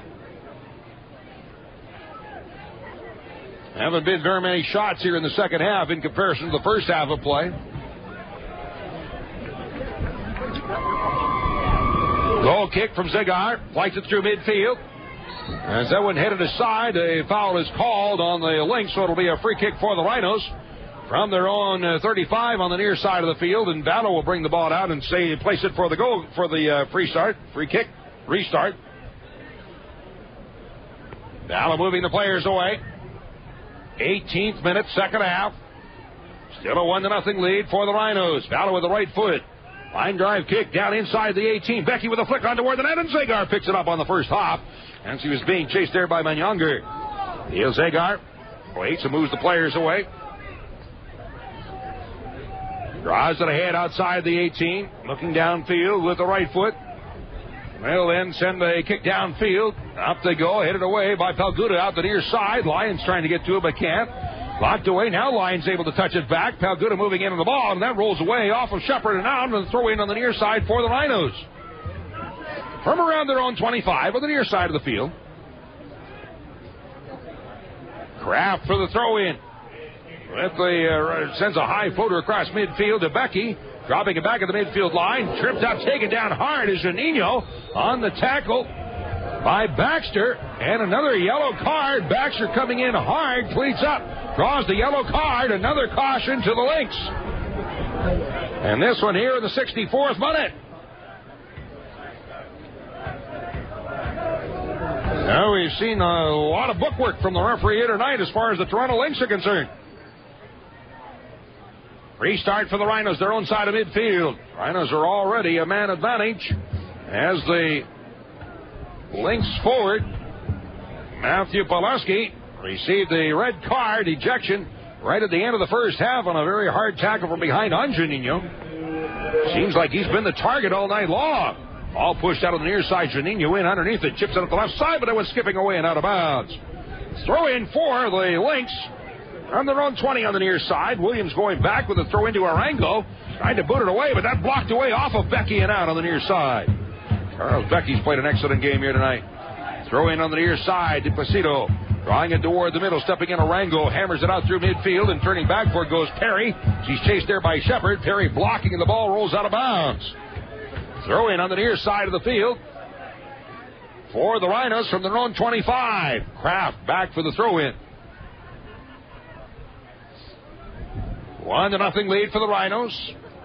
65th minute. Cross midfield. That one headed away out of bounds on the near side. Throw in for the Rhinos at the midfield line on the near side of the field. Kraft will make the throw. Takes a few steps forward.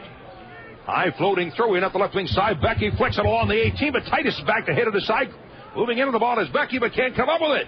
Played back near midfield, popped up in the air off of Kraft. Now getting to a Palguda will and hammer it forward. That's back heel by Janino. Off of the near side, up in the air, coming down to the 18, headed in the middle for Becky. Younger lays it out the right side for Ball, moving in, shoots, scores! John Ball picking the upper right corner. Off the crossbar, down in the net, and the Rhinos take a 2-0 lead. Great setup, Younger to Ball, puts it away, and the Rhinos on top 2-zip. This in the 66th minute. Rochester's second goal. John Ball with his team leading third goal of the season. And Younger will pick up his second assist of the year. As again, the Rochester Rhinos now have taken a 2-0 lead. Into the center circle, brought away by the Lynx. Pushed to the outside on the near side for Dave Placido. Looking to slot it through and does. Ball rolling to the end line. Nobody will get to it. It's out over the end line and a goal kick for the Rhinos. These games brought to you by, in part, the Distillery. Sports on 32 screens. Lunch and dinner menus. Free parking and outdoor dining at the Distillery. Auto Depot and Auction Direct. For your next car, log on to auctiondirect.com. And by the Clarion Riverside Hotel across the street from the Rochester Convention Center. Cross midfield. Headed back in the center circle. Bunsu then nods it forward, but that's picked off by Chin across midfield into Rhino territory. And Shepard had it booted away off of his foot by Perry in the center circle, taken by Younger. As he slows it up, Bunsu moving up. Long chip up the left wing side. In underneath it goes Aaron Lyons at the near end of the 18. Delivery along the 6. Head ball in, but then coming down in the corner, grabbed by Zagar and draws it aside. So Becky got the head ball toward the net, but Zagar makes the save, and the ball is brought away and upfield by the Lynx. Well, Zagar now, and this being his third game of the season, has given up at least 2 goals in every game thus far. Previous 2 had allowed 2. As the Lynx dropping the first 2 games that they played this year, both by 2-0 scores, both games on the road. This is their home opener, by the way, today. First game back on April 22nd at Virginia Beach, a 2-0 loss. Then the 29th at Vancouver, a 2-0 loss. Rhinos will have the throw in on the far side of the field. Great travel schedule so far. First game in Virginia Beach, second game in Vancouver, and the third game at home. Vancouver's right on the way between Virginia Beach and Toronto.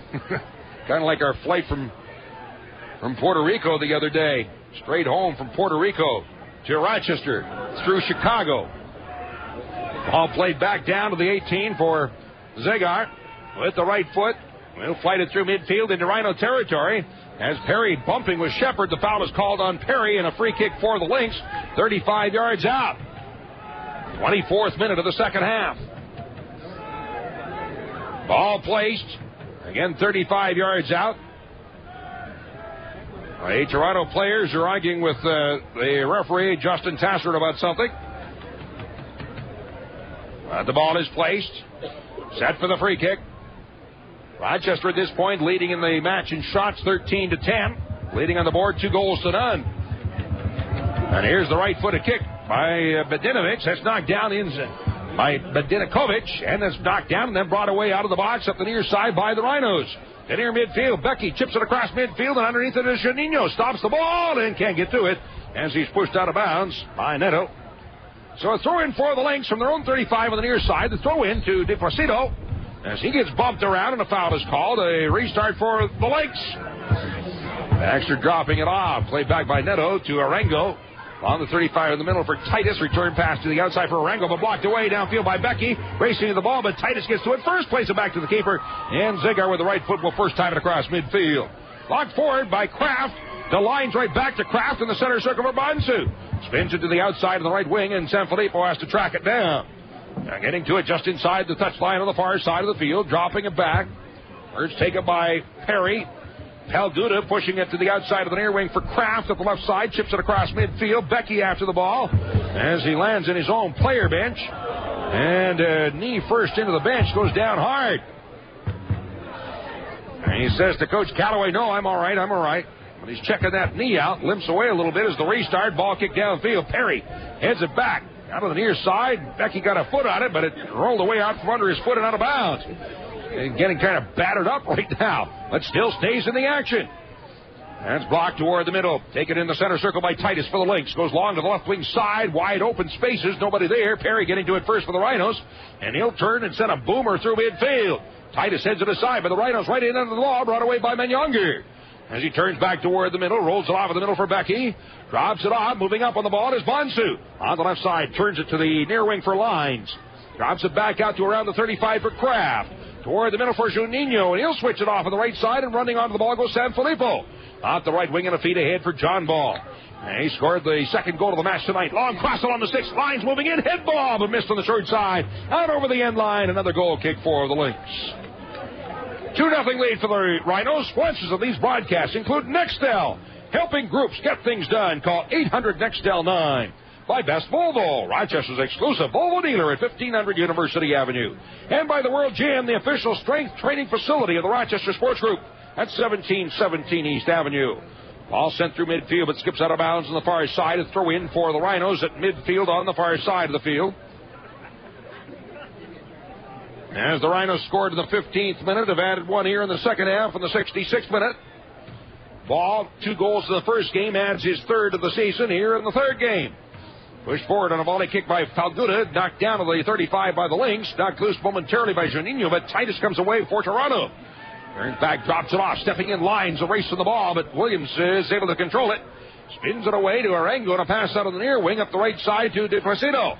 Kraft is on him right away as DePlacido turns toward the middle, spins to get away, comes up the near side and across midfield. Long cross through, and that hits Bonsu in the backside.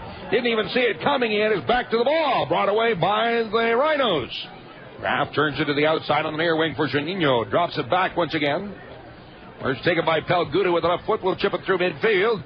Line it down to Becky. Drops it off in the middle, but no help there. I think he thought the referee was one of his own players, perhaps. Cross midfield. Juninho sliding in, able to boot the ball in the air. Rolls out on the far side. Settled there by Neto. Works toward the middle to get away from Ball. As he has it now at the Rhino 35, and a feed to the outside of the right wing for DePlacido. Down to the Rhino 25, trying to sneak it through, as then he's taken down. And by Kraft, and the ball booted out of bounds on the near side. Throw in for the Lynx from around the Rochester 10 on the near side. Throw into Chin up the right side. Watched by Juninho. Here's a cross down along the 6. Head ball in the air. Out the back post side and chased down by Vallo. He'll come up with the ball. Still inside of his 18. Vallow with it, moves the players away. 28th minute of the second half. Long ball flighted through midfield as it's booted back into the center circle. Chin after it there. Waxed by Bonsu. Takes the ball away. Nice job once again by Tinwa Bonsu. After it, Sanfilippo. Long service through midfield. Then Younger after it. Underneath it, Aaron chasing after it. That's booted out on the near side with the whistle to stop play. Offside flag in the air against the Rhinos. First offside of the match against Rochester. On the restart, Toronto brings it away.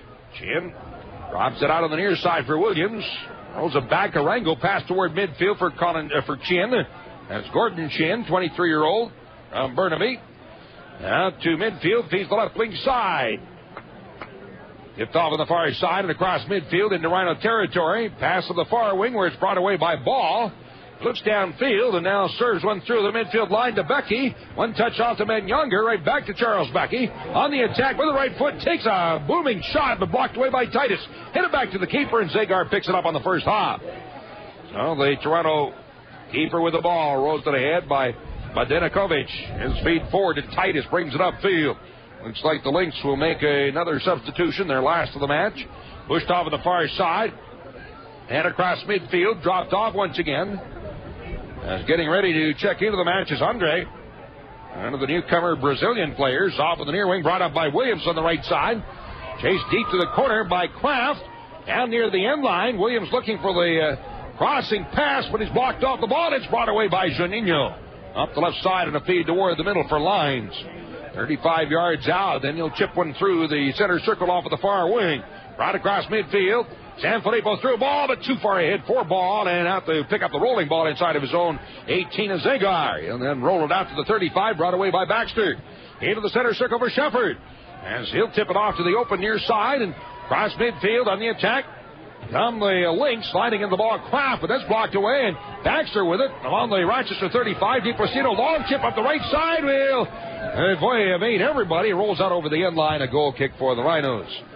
30th minute. Here in the second half of play, under sponsors of these broadcasts tonight. Well, I think I've given them all to you. All right? I've already caught up with all of that. But I will tell you that this season, the Rhinos have an all-new birthday experience ready to make your child's birthday one they'll never forget. For information, call 454-KICK and ask for Shannon. And set up your next birthday party at a Rhinos game. With the right foot, Vallow will flight it through midfield. Down across the center circle, but headed back into Rhino territory, into the chest of Sanfilippo, and volleys it through midfield for Becky.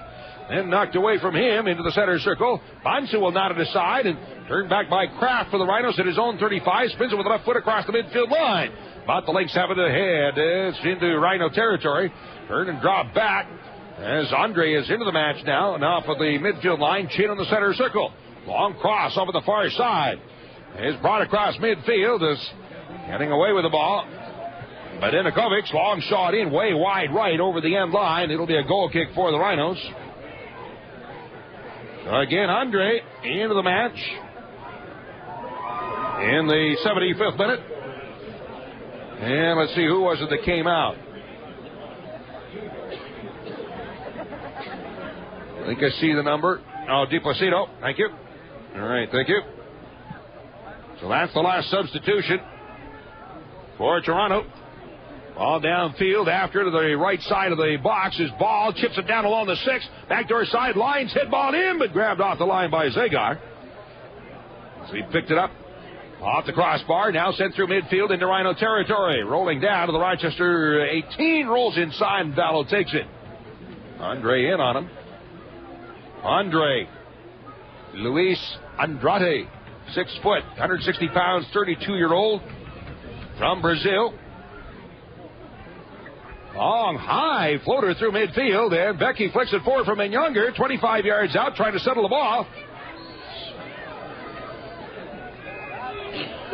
Somebody got the boots up too high. Foul is called. A free kick for the Rhinos. Middle of the field, about 28 yards out. Juninho, and the ref backs him up a couple of yards. Caught it 30 yards out, directly in the middle of the field for the restart for Rochester.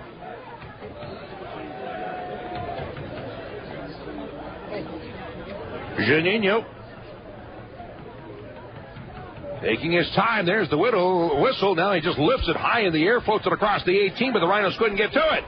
Right out on the near wing and ahead up the right wing side. Andre challenged from behind by Kraft. Now gets tied up, taken down as he rolls over top of Janino. And it'll be a restart for the Lynx at the midfield line on the near side of the field. 33rd minute of the second half. Lighted up the right side, deep to the right wing corner, but nobody there.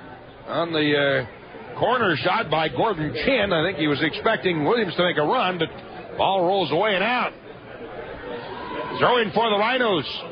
Deep in their own end of the field, off the near side, about 5 yards out on the left wing side for Rochester. Kraft with a throw in. High floater up the near touchline, but headed back in the middle by Arango. Underneath it, near corner of the box, Palguda nods it forward. That pops up in the air. Arango underneath it again. Palguda with the right foot drives it away. That's kicked out along the 18. Rolls out to the far end of the 18 and chased down there by Sanfilippo. Drives it up the right side. Approaching the midfield line. Long service downfield. Becky in underneath it. As he's taken down, it's headed back inside the 18 by Williams to the keeper, Zagar. Thrown off on the near side. Ahead for Shepard. Off the right wing. And he'll serve it down the right wing side. One big bounce inside the 18. Bello out to grab onto it, just barely beating Andre to the ball. Picks it up on the first hop. Substitution coming up here for the Rhinos. Actually, a couple of subs. Looks like we'll be checking into the match for Rochester. Off in the near wing, turning back, Palguda with the left foot. Will send it on through midfield. Up in the air, headed back to the midfield line as Chin trying to settle the ball to feet and does, pushing it off of the near wing for Arango. Blocked away by Lyons in the middle, and it's recovered by Williams. Lynx with the ball. 35th minute of the second half. Off of the far wing, Neto sends it across midfield into Rhino territory. Baxter is blocked away from the ball by Bonsu, but off of Bonsu and out, so a throw-in on the far side for Toronto. Adosian and Howes getting ready to check into the match for the Rhinos. Down to the Rochester 35, pushed out on the near side, and turning back for it goes Williams. Up the right wing, into Shepard, and the feed dropped back at midfield, Chin to Williams, then blocked away across midfield. After it goes Younger, but unable to get to it in time. As Titus plays it all the way back down to his keeper. As Zagar rolls it outside the 18, pushing it forward from 25, takes the right foot a kick and drives it out through midfield. Back is Kraft, headed up in the air. In underneath it, however, Baxter, and now Palguda will volley it away, out of bounds on the near side. Substitutions coming up. As checking in here. In the 81st minute, will be Adosian. 81st minute, Adosian is in. And also Howes. Coming out is Janino. And who's the other Rochester player to come out? Long feed down in front. As taken down is Andre, and a foul is called. A free kick for Toronto. A little bit to the right of center, about 25 yards out. Oh, Becky is the other one out in the 81st minute. Charles Becky, an excellent game. All right, four-man wall for the Rhinos. It's outside the 18. The referee's going to back him up a little bit, just inside the 18. As the free kick to be taken by Neto. Neto with the left foot goes for the net. He bends it out. Oh, wide left of the net, out over the end line. Missed by about 15, 20 feet wide. Banded way wide of the net. So a goal kick for the Rhinos. Right now, Rochester 14 shots. And Toronto with 12 in the match. Battle taking his time, of course, waiting for the players to move downfield. Rochester on top, 2-0. With the right foot, Vallow will chip a high floater down in the center circle. That one nodded forward, but blocked in the center circle. Bonsu couldn't come away, and it's recovered by the Lynx. Pushed to the outside of the near side. Williams drops it back in the middle. Arango will first time it through midfield. On the near side, Palguda with a foot. Long, high floater downfield. Adosian trying to get in underneath it and does. Inside the 18, blocks it forward. Ball turning to his left at the end line. Crossing front, back down. Still a scramble of the ball. Zagar pouncing on it. Comes up with the ball. That was in the middle of the net. And Zagar right along the line, able to pounce on the ball as Adosian was right there. Right up the near wing. As it's tipped toward the middle. Stepping in. Pushed to the outside. Bonsu along the near wing for Adosian. Drops it off for Johnny Ball once again. Back near midfield. Taken by Kraft. Pass forward to Lyons. Turns to the outside. Ball one touch ahead. As it's headed away by Arango. But he'll then slip it out of bounds. Throwing on the near side for the Rhinos. That's across the midfield line into Toronto territory. 38th minute, second half. Throw in by Kraft, going deep to the left wing corner. Mendozian in underneath it. However, getting the foot on it is Arango, and he'll put it up into the stands. So a throw in again off the left wing side for the Rhinos. Be taken by Aaron Lyons. They call him Kiwi, of course, out of New Zealand. Tough day for the women's team. The Rhinos coming out on the short end of a 7-0 score in Toronto here today. And their first ever game. As the Rhinos moving in, Howe's trying to get his shot away, but blocked, coming down on top, then turned out to around the 35, taken by Sanfilippo, goes long up the right wing side, ball in underneath it.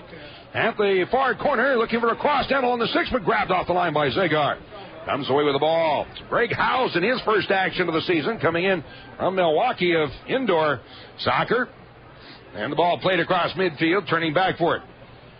Headed away across the midfield line in the center circle. As the ball knocked down, Adosian taking it on the near wing, drops it back on the near side and brought away across midfield. Away is Shepard for the Lynx. Turning it to the outside in the far wing. Now drawing it along the 18, looking at a cross down in front. Watched one-on-one by Sanfilippo, but nowhere to go. Turns it back to the outside. Drawing it back out top again. It's taken by Chin. Right on him, Menyunger, but Chin turning back to the ball. Menyunger still bothering him, and the ball played back into the center circle. Still recovered by the Lynx. 39th minute. Now the 40th minute here in the second half of play. On of the 85th minute of the match. Drawn off on the near wing and across midfield. Ball deflected away by Lyons. Back to the center circle and recovered again by the Lynx. Pushed off on the far side. Baxter in underneath it for Toronto. Has it from 35 yards out, drawing it forward, looking for the through ball, but Howes blocks it away. The Rhinos take it back. Lyons out the midfield. Adosian, one touch right back to Lyons, and his one touch forward to Menyunger, drops it back. Howes turns it to the outside of the near wing for Lyons. Excellent ball moved by the Rhinos. However, then tipped away by Shepard as he checks back and deflects it aside, and the Lynx have the ball to the midfield line. Up the left side into Rhino territory. Perry lets it roll inside the box. Grabbed there by Scott Ballo. It's a 2-0 lead for the Rhinos. We're in the 41st minute here in Toronto. And off the right side, that one booted high in the air downfield by Scott Ballo. Headed aside. Moving in on the ball is Lyons for the Rhinos, trying to sneak it through, but intercepted by Williams.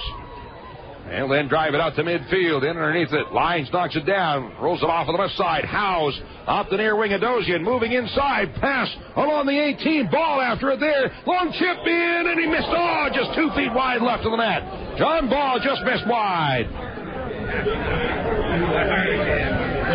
So a goal kick. The women's home opener, by the way. The women's Rhinos soccer team will be on Friday, June 9th at Paytech Park, as they'll host the Laval Comets. Tickets are on sale now. Tickets now on sale for the women's Rhinos home opener. Again on Friday the 9th. On forward by Toronto. Into Rhino territory. That one booted away by Howes out in the center circle, and Titus moving up. Long chip up the right side. Ball rolls out over the end line. Offside flag is in the air. Offside against the Lynx.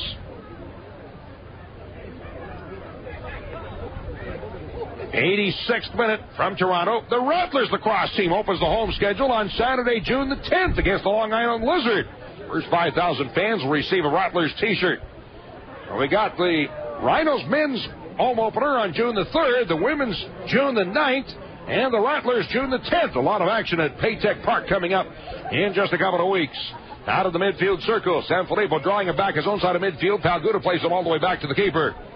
Taken there by Vallo. Rolls it to the outside on the near wing. Off the left wing side, Kraft, floater downfield into Toronto territory. Turning back goes Arango. That's knocked away by Adosian. Inside the near touchline, enters the 18, rolls it on top. Menyunger turns back to his left, has the ball, shoots. Oh, it's blocked away by Zagar over the end line. Oh, as Menyunger spun side to side, Zagar able to get back in front and got a hand on it to punch the shot away. Corner kick for the Rhinos out the left wing side. Rochester could have 2 or 3 goals here near the end of this half. Off the corner. That booted away and out, so a throw in deep in the corner. No, it's off the Rhinos, so it'll be a throw in for the Lynx. Deep in the right wing corner for Toronto. 87th minute. Dropped off on the near side with the right foot, booted toward midfield, but Howes gets the right foot on it to knock it down. Ball. Adosian returned past the ball, moving in, but it was too far ahead. He couldn't control. On the near wing, Kraft with a pass ahead. Adosian dropping it off in the middle once again for Kraft. Throws it back to the center circle. Taken to the midfield line by Sanfilippo. Draws it forward with the left foot. Pass of the near wing, but Williams heads it aside. Stepping in and turning his Kraft. Up the left wing side. His feet deep to the corner and chased down there by Lines. As he's watched in the corner by Williams. Cross along the 6 in front. Taken back by Arango. And the Lynx recover the ball. Out of the near wing, brought away by Toronto. Approaching midfield. Williams pass blocked away by Kraft and recovered again by Rochester. Ball turns into the outside of the near wing, drawing it up the left wing. As he'll waste time as much as possible along the near side, still has it. Double teamed. And finally a foul is called, so it'll be a free kick for the Rhinos. 22 yards out of the near side of the field. Ball on the restart, giving it off Ben Younger. Back heel to the corner for John Ball. Going to the end line, and it gets away. Not over the end line. A throw in deep in the corner for the Lynx. In the 89th minute here in Toronto. Throw in indicated, well, as Williams wants to take the kick, figuring maybe there was a foul call, but the ref keeps saying no, it's a throw in. Now Williams gains about 15 yards. And finally makes the throw in. That's off the chest of Howes. Rhinos take it back, but lost it. And it's recovered by the Lynx. Dropped back to Zegar with the right foot. Sends a low line drive kick through midfield. Getting to it, Sanfilippo is thrown side of midfield with the left foot. Will boot it the other way. And in behind his lines and offside against the Rhinos. Rochester offside. 90th minute now. Rhinos with a 2-0 lead. Ball flighted through midfield into Rhino territory. Headed in the air by Pelguda out the near side. As Shepard bumped from behind by Lines, a foul is called. So a restart for Toronto. Free kick. About 28 yards out off the right wing side. Right now the Rhinos leading 2-0. Leading in shots 17-12. Pass in the middle. Neto taking it there. Turns to his left. Nifty moves. And a chip on a give and go in front. Booted away in the air. And it's out over the end line. A corner kick for Toronto. Lynx will have a corner. Off the right wing side, moving up will be Neto to take the kick. Left-footed kicker. Players positioning. Here's the low service into the box. Head ball skipping through on the far side. Ballo in the air. Comes down with it at his 6. Brings it away. Throws it off of the far wing and ahead is Adosian. Across the midfield line. Drawing it down in the zone. 1 minute of additional time. Adosian turning it to the outside. Sanfilippo. Return pass in front, but it's picked off and now carried away by Zegar, the keeper. So Toronto fights it through midfield. Kraft able to head it aside, and it's chased down inside the Rochester 18 by Scott Vallow. Vallow with the ball. Yelling at Sanfilippo for some reason. Who's played another tremendous game here tonight, or this afternoon. Sun now shining brightly from behind. On across midfield, stepping in underneath it. Headed in the air by Perry and across midfield. Flick forward by Howes, ahead for Adosian. And with a right boot, puts it out on the near side to Ball. Drawing it down to the 10, rolling into the corner. He'll waste as much time as possible. Williams in as he steals it away momentarily, but sliding in to help out his Lines. Williams tried to put it away, but that off the left foot of Lines and out over the end line. Clock is stopped. We're in the final minute of stoppage time here in Toronto. Zegar sends it through midfield. There's the whistle. That's it. And the Rhinos keep it intact. Rhinos do it again here tonight as they come away with a 2-0 victory. Rochester on the season now perfect 3-0 record. The Lynx the same, but the other side a perfect 0-3 record for the Toronto Lynx. And each game the Lynx have been outscored 2-0. So Rochester, led by Scott Vallow with his third shutout of the season, come away with the victory. From Toronto, the final score, the Rochester Rhinos 2, the Toronto Lynx 0. And this is the Rhinos Broadcast Network. Cheering on your Rhinos is even more fun with a group of friends, teammates, family, or coworkers. Group rates are available for parties of 10 or more. Groups will sit together, and your group name will be displayed on the video board. We also have special catering packages available for groups. If you're interested in booking a group outing, call 454-KICK. For more information, log on to rhinosoccer.com. So the Rhinos' great start to the season continues here tonight as they come away with a 2-0 victory over the Toronto Lynx. And third shutout of the season in 3 games played for the Rhinos and Scott Vallow. And the Rochester Rhinos now have outscored the opposition 6-0 in 3 games played and have a perfect 3-0 record. On the season in 3 games played, again, the Rhinos 3 wins, no losses, no ties, and with 3 points, now have 9 on the season, and at the moment have taken over first place in USL First Division. Rochester on top with 9 points. Toronto with a record now in 3 games played of no wins and 3 losses, remaining in the basement of the league. And Rochester, again, taking a lead in the season series, 1 game tonight against Toronto. They'll meet another 3 times this season. All right. Let's run through what happened in tonight's game. First of all, taking a look at the goal scoring. The first goal of the night coming back in the 15th minute of the game. And it was scored by Matthew Delicott, his first as a Rhino, on a great setup pass by Frankie Sanfilippo. This puts the Rhinos up 1-0. That's kicked away out to the midfield line. Stepping up, Becker heads it forward for Menyongar as he chips it by Benedikovic and turns to the outside, overlapping on the right wing of Sanfilippo. Across along the 60-foot head ball. They score! Header off the left wing side on a great service from Sanfilippo to Delicott. Heads it inside the left post, and the Rhinos take a 1-0 lead. And again, the 15th minute was all the Rhinos needed as they put the first goal in the net and came up with a 1-0 lead. And that was actually good enough to hold on the rest of the way. But the Rhinos did add 1 more, and that in the second half of the 66th minute. John Ball with his team leading 3rd goal of the season.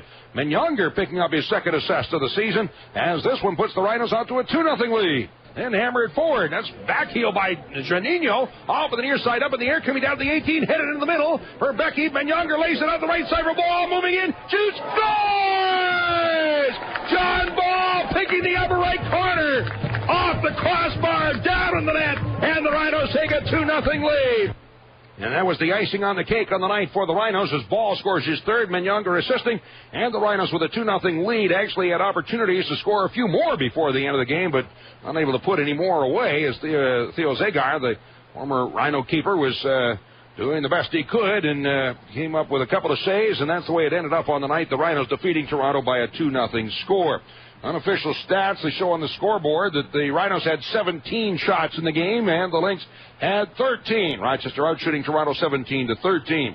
Corner kicks on the night, the Rhinos had 2 and Toronto had 4. Offsides, Toronto with 3 and Rochester with 2. So there's your unofficial stats on the year. Scott Vallow now with a 3-0 record on the season and still a 0.00 goals against average. Scott Vallow with an 0-3 record has given up 2 goals in each of his 3 outings thus far. So there's your statistics on the night here from Toronto as the Rhinos come away with a 2-0 victory. The Pellegrinos sub of the game tonight, and that was Jonathan Perry. Played an outstanding game. He came in place of starting defender Kenny Burtz early on in the match. Burtz coming out of the 35th minute and going in was Perry. Very solid performance by Perry in relief of Burtz. So we call him the Pellegrinos sub of the game here tonight. The power trip player of the game, I'm going to go with Frankie Sanfilippo. Not only did he have a great service to set up the first goal and the game-winning goal of the night, but very strong performance all night long. And as usual from the defender, Frankie Sanfilippo. An outstanding game from Sanfilippo, and tonight he is the power trip player of the game. All right, coming up, Joe Giuliano will be taking your phone calls, and Soccer Sam will be along also. We'll have some players he'll be talking to, so stick around for a lot more to come your way yet from Centennial Park Stadium and the remainder of our show here on our network. That'll do it for my part. From Toronto Centennial Park Stadium, I'm Don Stevens. Thanks a lot for being along. The final score, the Rochester Raging Rhinos 2 and the Toronto Lynx 0. And this is the Rhinos Broadcast Network. Welcome back to Rhino Soccer here on Fickle 93.3 FM. I'm Joe Giuliano. Time for the post-game show, looking at the scoring recap and the stats from tonight's game. We're going to check out this afternoon's game at Centennial Park Stadium. The final score again, the Rochester Rhinos 2, the Toronto Lynx 0. And a great road performance again from Laurie Calloway and the boys up in Toronto, spoiling the home opener for the Toronto Lynx. The scoring for the Rhinos began in the 15th minute. Matthew Delicott having his turn to score for the Rochester Raging Rhinos. Frankie Sanfilippo, I can just picture it in my mind, overlapping down that right flank with that speed, great pace, swerving a ball into the box, meeting the head of Matthew Delicott. The Rhinos opened the scoring in the 15th minute. Delicott from Sanfilippo. That's kicked away out to the midfield line. Stepping up, Becker hits it forward from Younger as he chips it by Benedikovic and turns to the outside, overlapping on the right wing of Sanfilippo. Across along the 16-foot hit ball. They score! Header off the left wing side on a great service from Sanfilippo to Delicate. Heads it inside the left post, and the Rhinos take a 1-0 lead. Matthew Delicate making it 1-0 for the Rhinos with the assist to Sanfilippo.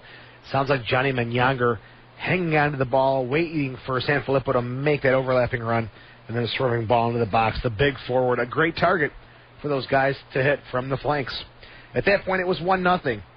Then a little bit of a lull in the game until the 66th minute. The Rhinos will score again. John Ball, his third goal of the season in 3 games.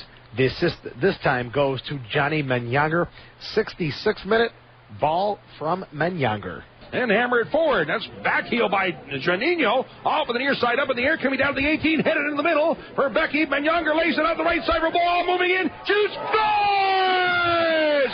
John Ball picking the upper right corner.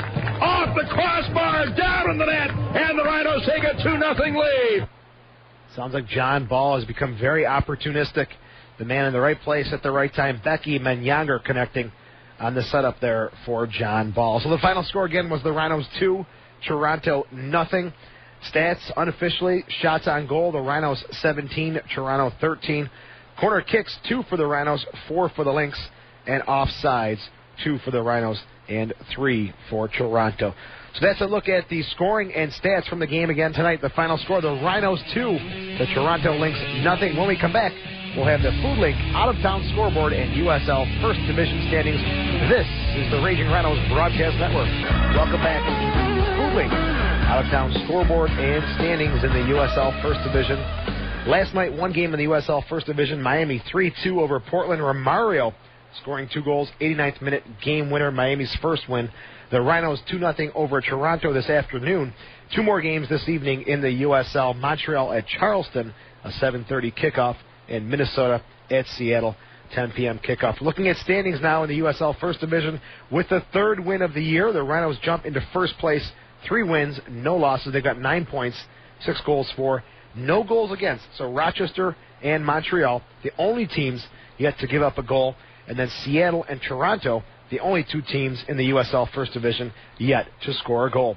When we come back, we will start the Nextel Direct call-in show here on Fickle 93.3 FM. Stay tuned for more of the postgame show. This is the Rhinos Broadcast Network. Welcome back. This is the Nextel Direct call-in show driven by Auto Depot Auction Direct. I'm Joe Giuliano. The Rhinos coming off another win on the road, 2-0 against the Toronto Lynx. And let's go to the phones and speak with my broadcast partner, the man who was in the stands up in Canada today, Soccer Sam. Sam, welcome back to the broadcast. A big win for the Rhinos again. You were there. Your thoughts on the match today at Centennial Park Stadium? Total domination, Joe. They just controlled the game, had a lot of chances. I don't think Toronto had one decent look at that. Once they lost their player, it was just worse. We just toyed with them, really. We just were toying. We had a bunch of chances. And one of the players had a fantastic chance, second game in a row, that it almost went in just inches away. Mr. Conley and Dozian. Conley, your thoughts on today's game? And you got in there a little late in the game, but almost, man. You and Johnny Ball, seems like you guys got some chemistry happening, but it just wouldn't go in. Theo, I don't smoke. Zagar made a fantastic save. Your thoughts on tonight's game? It's just like every game, you get lots of chances, and it's still early in the season, sometimes it just doesn't go the way you want it to go. But, I think the most important thing is that we're creating those chances, and hopefully when it comes the most, we put them away. 2 balls in the back of the net today. It's a big win for us away. So we're very happy with it. It's not really individual scoring, but as long as we get a big W at the end of the day, that's what's most important. Connolly, you came on as a substitute in the 81st minute. At that point, the score was 2-0. What were some of the directives you were getting from Coach Calloway and assistant coach Willie Fitzpatrick as you entered the match? At that stage of the game, you're winning 2-0, you want to really keep the ball and protect it, and just play a little defensively. I'm a forward, my job's to score goals, but, when at that stage in the game, you've got to listen to what the coach wants in his directions, is, just go up there, try to withstand with the ball a little bit, keep it, win it up top, and we'll defend from there as well, Connolly, congratulations. Great start to the season. 3-0 on the road. Keep up the good work. Thank you very much. Connolly Adozian coming in the 81st minute for Juninho. Great knowledge of the game and great tactical substitutions from Coach Callaway. He made 4 changes.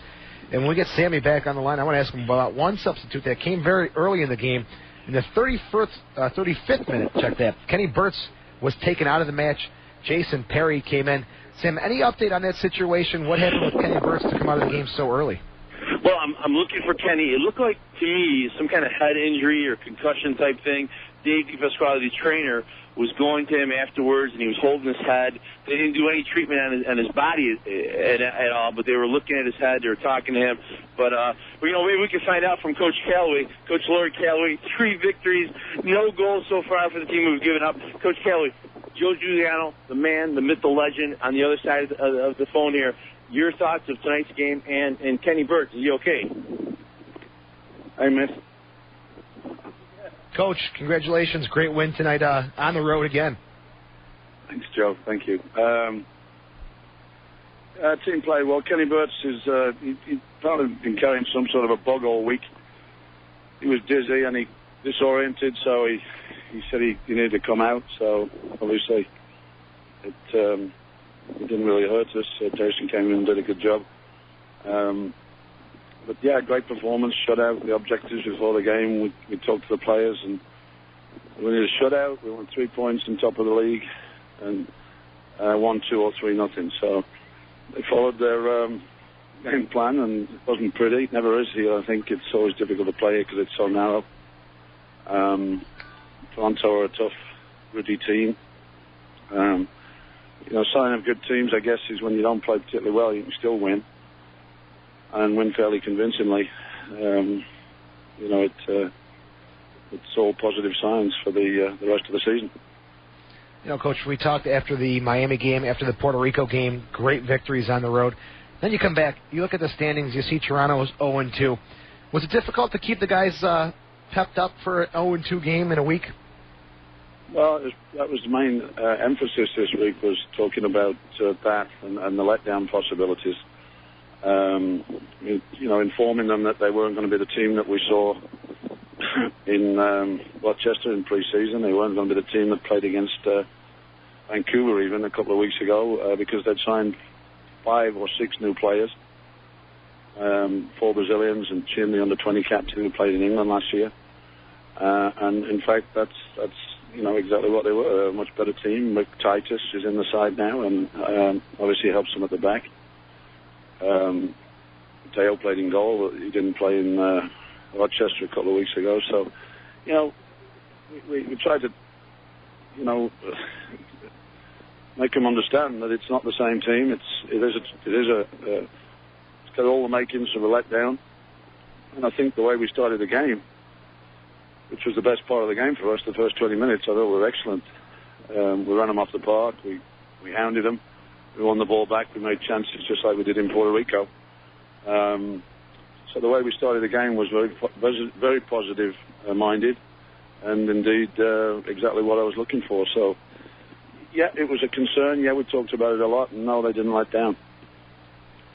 Coach, during the preseason, during the first couple of games there was so much hype and so much excitement around Becky coming in, Delicat, Manyager, this attacking style team, but 3 games, no goals against. That back line has got to be impressing you at this point. Yeah, I mean, the old adage, though, if the best form of defense is attack, and I think some of that is a playing as well because we've got the ball a lot.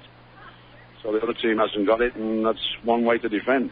So that's helping the clean sheets. The best, defensive record in the league right now is nice. I mean, it's something that I've always been proud of as a defender. I hate goals against. I keep saying let's keep it clean, the clean sheets, and we'll not be beaten this year. And so they're doing that. They're performing that. A lot of it's good defense, individual play, collective play. The back four, Scott Vella when needed. We're not particularly great in midfield defensively with this lineup. because we've got attacking players, which, again, there's the balance. You know, you sort of have the ball a lot with Johnny Munyunga and Juninho, so, you know, they're not great defenders, but they're playing their part in keeping the ball away from the opponent. Another player I want to ask you about, Greg Howes, making the transition from indoor back to outdoor. Played about 9 minutes tonight. What's his fitness like, and what's his timetable like to possibly get some more time? He's in pretty good shape, and he made a big difference when he came on today. We won a lot more balls in midfield, which we were trying to do in the second half to sort of maintain the ascendancy. And, you know, especially when John Ball's goal went in, we really just needed to manage the clock then and make sure that Toronto didn't get back into the game, which was very difficult for them with 10 men, of course. So I think he did a good job in coming on and winning balls, organising the midfield around him.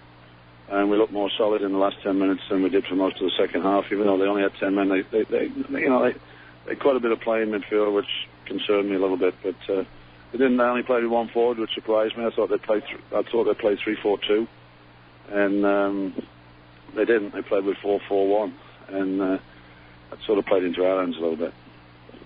Looking forward to next week, Wednesday at Seattle.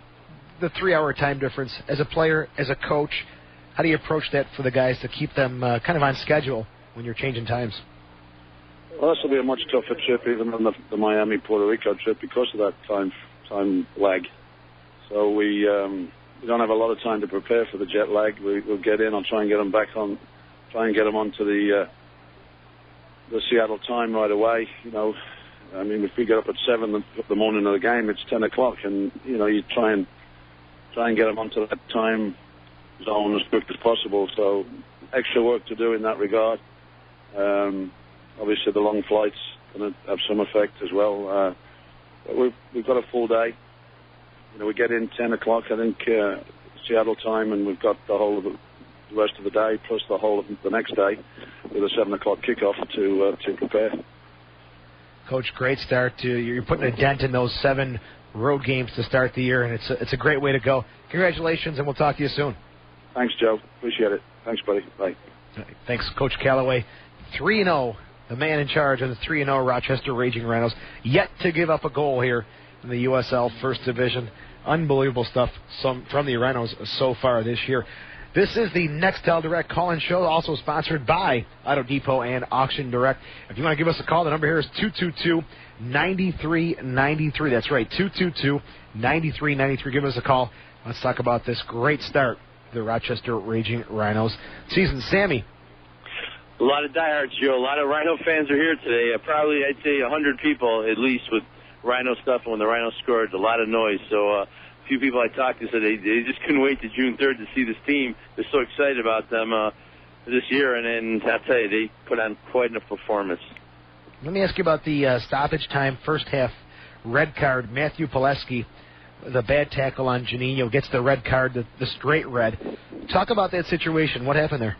Well, Juninho was holding the ball. It was in extra time there, and he just came in from behind and just got him really bad from behind. Could easily broken his legs right in front of the Rhino bench, and obviously the bench got excited, and a young goalkeeper, Patrick Hannigan, just jumped up and just kind of not grabbed him, but kind of pushed the guy, and he got a red card later on. The referees left the field and went right to the Rhino locker room to issue that red card to our backup goalkeeper. But it could have been worse than it was. And I said it in the pregame show about Juninho, and he did a lot of bad hits tonight. He holds the ball well, he shields the ball well, and a lot of these players that aren't as talented just can't deal with it. Wait a minute, Sam. You've got some breaking news there. Hannigan was given a red card at halftime in the locker room? Yes, he was. He was given a red card at halftime in the locker room because, he was a player on the bench, obviously. That's one thing I think really, this should change in soccer where if a player is on the bench, gets a red card, I think they should take a player off the field just to make it fair.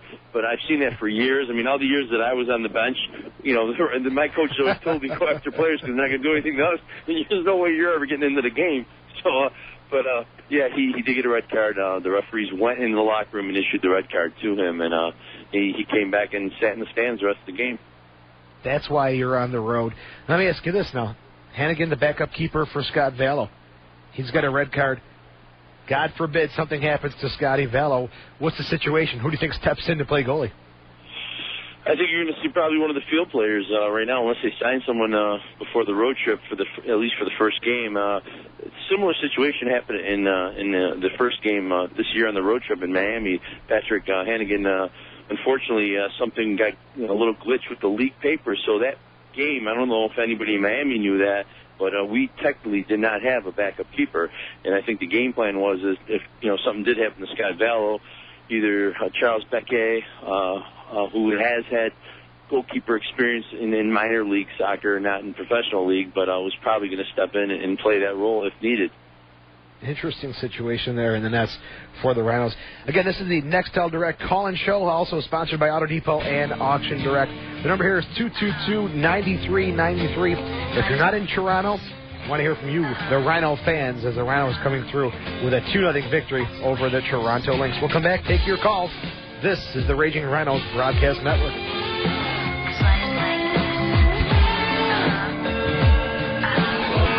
Welcome back. This is the Nextel Direct call-in show driven by Auto Depot and Auction Direct. I'm Joe Giuliano, along with Soccer Sam on the post-game show. The number here again is 222-9393. Give us a call. Let's chat about the Rhinos' 2-0 victory over the Toronto Lynx.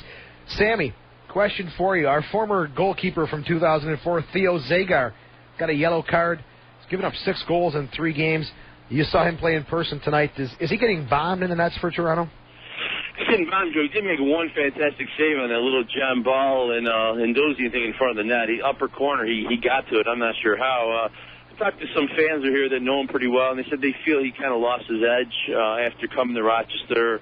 And it's got to be tough for him. You're in front of 10, 11,000 fans, radio shows, TV shows in town, media cares, and you come back here, and unfortunately they don't have that kind of support. But, Theo, I think, he's still one of the best goalkeepers in this league, and we'll see what happens there. But, Joe, I want to do something just slightly different on the show, if we could. Uh-oh. Before this game, we had the women's Rhino team, and one of the players, Miss Blaze, got elbowed in the head, and she's bleeding right here. She looks like Rocky Balboa, and we have to take her back with us. Our camera team has to take her back, and I'm just wondering how you're doing there, and your thoughts of your first game as a professional Rhino player. I'm doing all right, actually. I thought the first game went pretty well. We were just starting to get to know each other. It's been the first week of practices, and we're still getting to know each other. People are still coming in from colleges and wanting to play, so it's just getting to know the names and getting to feel how each player plays, I guess.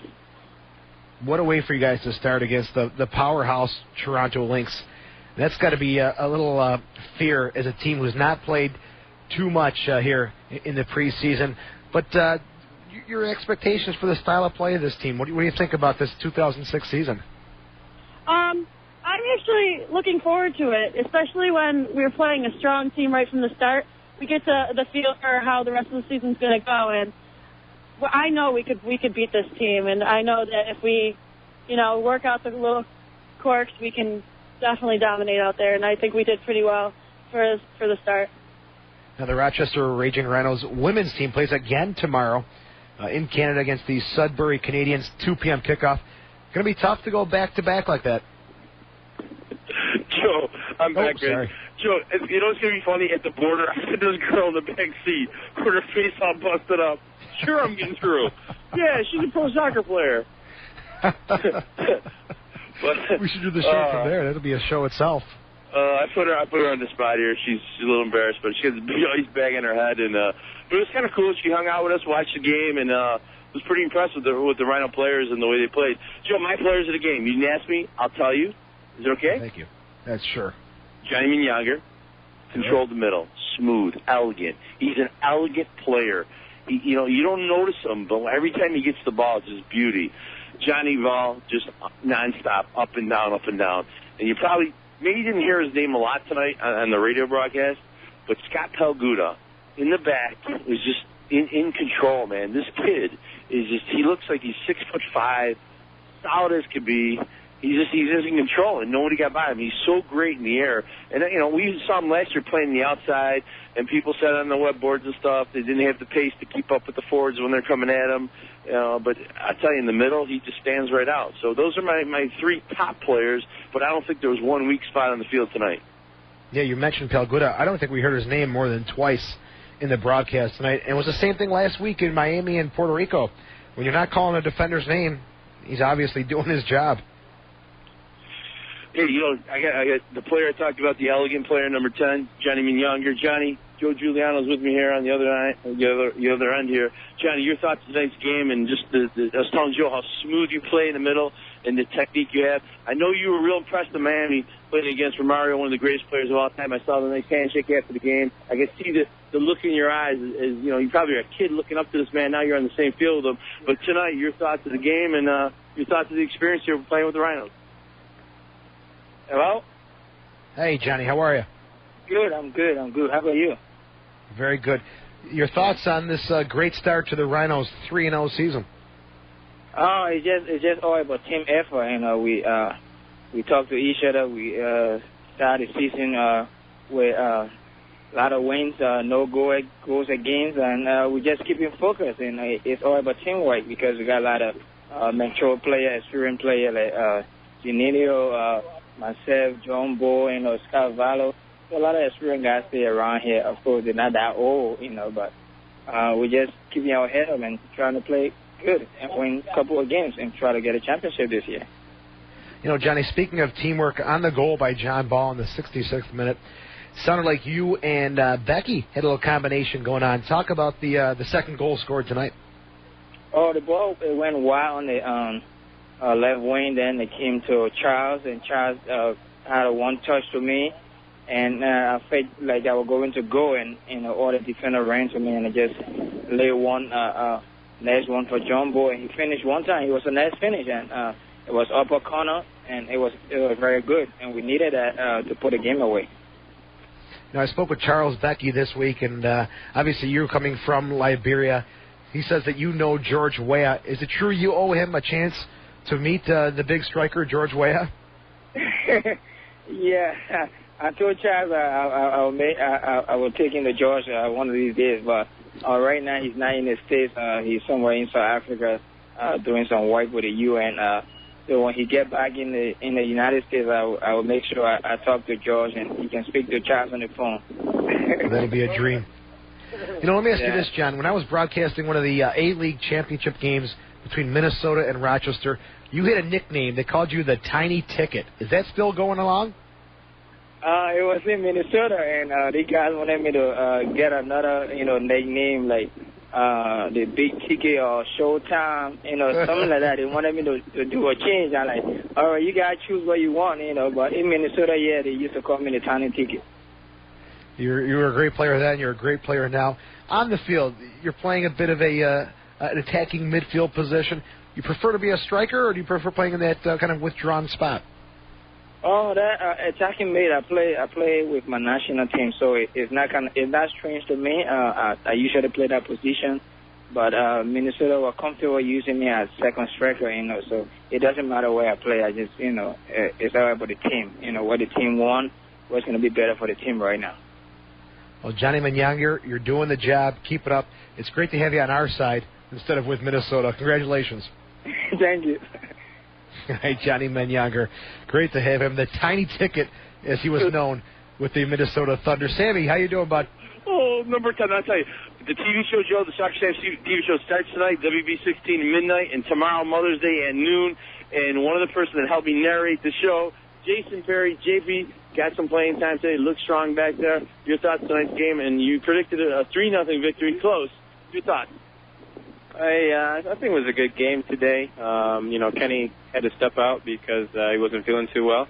And, the good thing about this team this year is we're really deep, and we got people on the bench who can get a job done, and they're also have experience. So, I think it really showed how deep our lineup is today, and we really didn't miss too much of a beat. Hey, Jason, this is Joe down in Rochester. Congratulations. Thank you so much. 35th minute, Burtz goes out. It sounded like Coach knew he wasn't feeling well. Before the match, was it talked about for you to kind of be ready to go at a moment's notice? It was kind of unexpected. He's been fine. I guess he was fighting something after we got back from Puerto Rico. Nobody really knew about it, I guess, except for Coach. And he just kind of looked over at the bench and he said, I'm not feeling well. I'm getting dizzy and things like that. And he just looked at me and told me to warm up.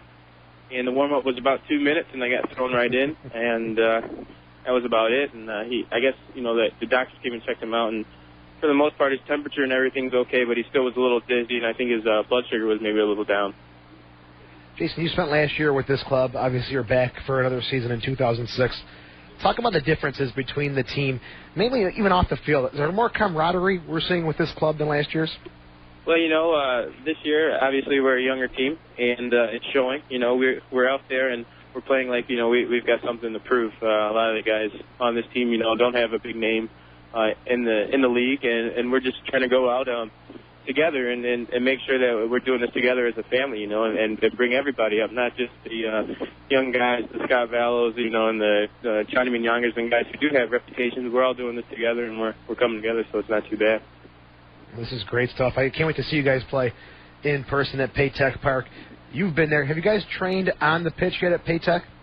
No, we haven't trained on there. I guess there's some problems with insurance and things like that. So they haven't let us get on the field yet. I've actually been down there. Very nice. Excited to get on there because, like I said, it's one of the biggest fields in the country. And I think with, this team and the speed that we have, it's going to be exciting for the fans to come down there and see us fly around some teams and things like that. I tell you, there's been a lot of talk about the attacking play of Delicat and Becky, but you guys in the back, one of only two teams, let's see here, not to give up a goal this year, you and guess who, Montreal. So in the back, it's been great stuff. Keep up the good work, and we'll talk to you in a couple weeks. Will do. Thanks a lot. We'll see you guys back in Rochester. We're coming back. Top of the league, baby. See ya. All right, Jason Perry, thanks for spending some time with us here on the Nextel Direct call-in show driven by Auto Depot and Auction Direct. The number here again is 222-9393 for just joining us. The Rhinos 2, the Toronto Lynx 0. Goal scoring for Rochester, Delicat in the 15th minute, and Johnny Ball, his third goal of the year in the 66th minute. Incredible stuff from the Rhinos so far on the road. Sammy, 7 games on the road. They've got 3 wins so far. They're doing better than I even thought they would. I thought there'd be some growing pains, some more adjustment time, but they're seeming to click real soon here. They're clicking great, Joe. One of the biggest surprises in the back defensively, Mr. Scott Pelguda back there. You guys are about to board the bus here. Just real quick, Scott, your thoughts. And I'll tell you, played all 3 games, started all 3 games, 0 goals given up. Your thoughts so far this season? Well, I think we've done a pretty good job so far. Obviously, to play 3 consecutive games without giving up a goal to start the season is a bit, somewhat impressive. But at the same time, there's no reason to get ahead of ourselves. We still have 25 more games to play, and it's a long road ahead of us. But so far, so good. Scott, I said the same thing to you last week. We're not hearing your name at all during the broadcast. Again, that's a good thing, right? Yeah, you know what? I guess it is, right? I mean, I guess if you're not calling my name out, it probably means the ball is at the end of the field most of the time, which is where we want it. So I'm completely fine with that. You got 3 games on the West Coast, 3-hour time difference. Is that a big transition for you guys to make? Oh, a little bit. The travel arrangements in this league aren't always the greatest. The teams aren't in the best financial situation to do things the best possible way. But we do the best we can, and we'll do the things that we need to get the trip out of our legs when we get to Portland on Tuesday, and we'll be ready to go. We'll be fine. Scott, one last question. We saw you play outside back last year. Sounds like you're making a bit of a transition to a central defender. Your thoughts on that move? Oh, I'm completely comfortable with it. I mean, yeah, I haven't played there much as a professional yet. I played all left back last season, but I played a lot of center back in college, and in the PDL and the ODP program going up. I mean, I didn't start playing left back until probably my sophomore year of college, so I feel completely comfortable there. The transition hasn't been that difficult, and things have worked out for the best so far. Scotty, 3 games played, no goals against. I'm proud of you guys. Keep up the good work, and we'll talk to you soon. Sounds good. Thanks a lot, Joe. All right, Scott Pelguda, one of the, I guess, according to everyone else and me, he is one of the anchors of this Rochester Raging Rhinos defense. Great stuff from Scott Pelguda. You're listening to the Nextel Direct call-in show driven by Auto Depot and Auction Direct. The number here again, 222-9393. Let's go to break. You're listening to the Rhinos Broadcast Network. Welcome back. This is the Nextel Direct call-in show driven by Auto Depot and Auction Direct. I'm Joe Giuliano. On the line is Soccer Sam. Our number here, folks, is 222-9393. Give us a call. We'll chat Rhino Soccer. Let's go to the lines right now and speak with Iggy. Iggy, welcome to the postgame show. Hey, how you doing, guys? Your thoughts on the game. Were you one of the fans who made the trip today? Yeah, I drove up. I was going through withdrawal, I can't go a whole month without the Rhinos. Well, you were there. You saw it in person. We were back here in the studio listening on the radio. Your thoughts on the Rhinos' 2-0 performance? Well, it could have been worse. I mean, we could have beat them by more. We didn't capitalize on some opportunities. And then again, the Toronto team could have scored a few times, and they blew some easy chances. So today, I didn't witness the first two games, but this one, it's that old saying, you got to be good and lucky, not just good. Sammy, we got Iggy on the line. I know you're still in Toronto. Any questions for Iggy, Sam? Well, Iggy, I know it's a family show. Iggy, your thoughts of the Toronto Lynx cheerleaders? Just wondering what you thought. They were interesting.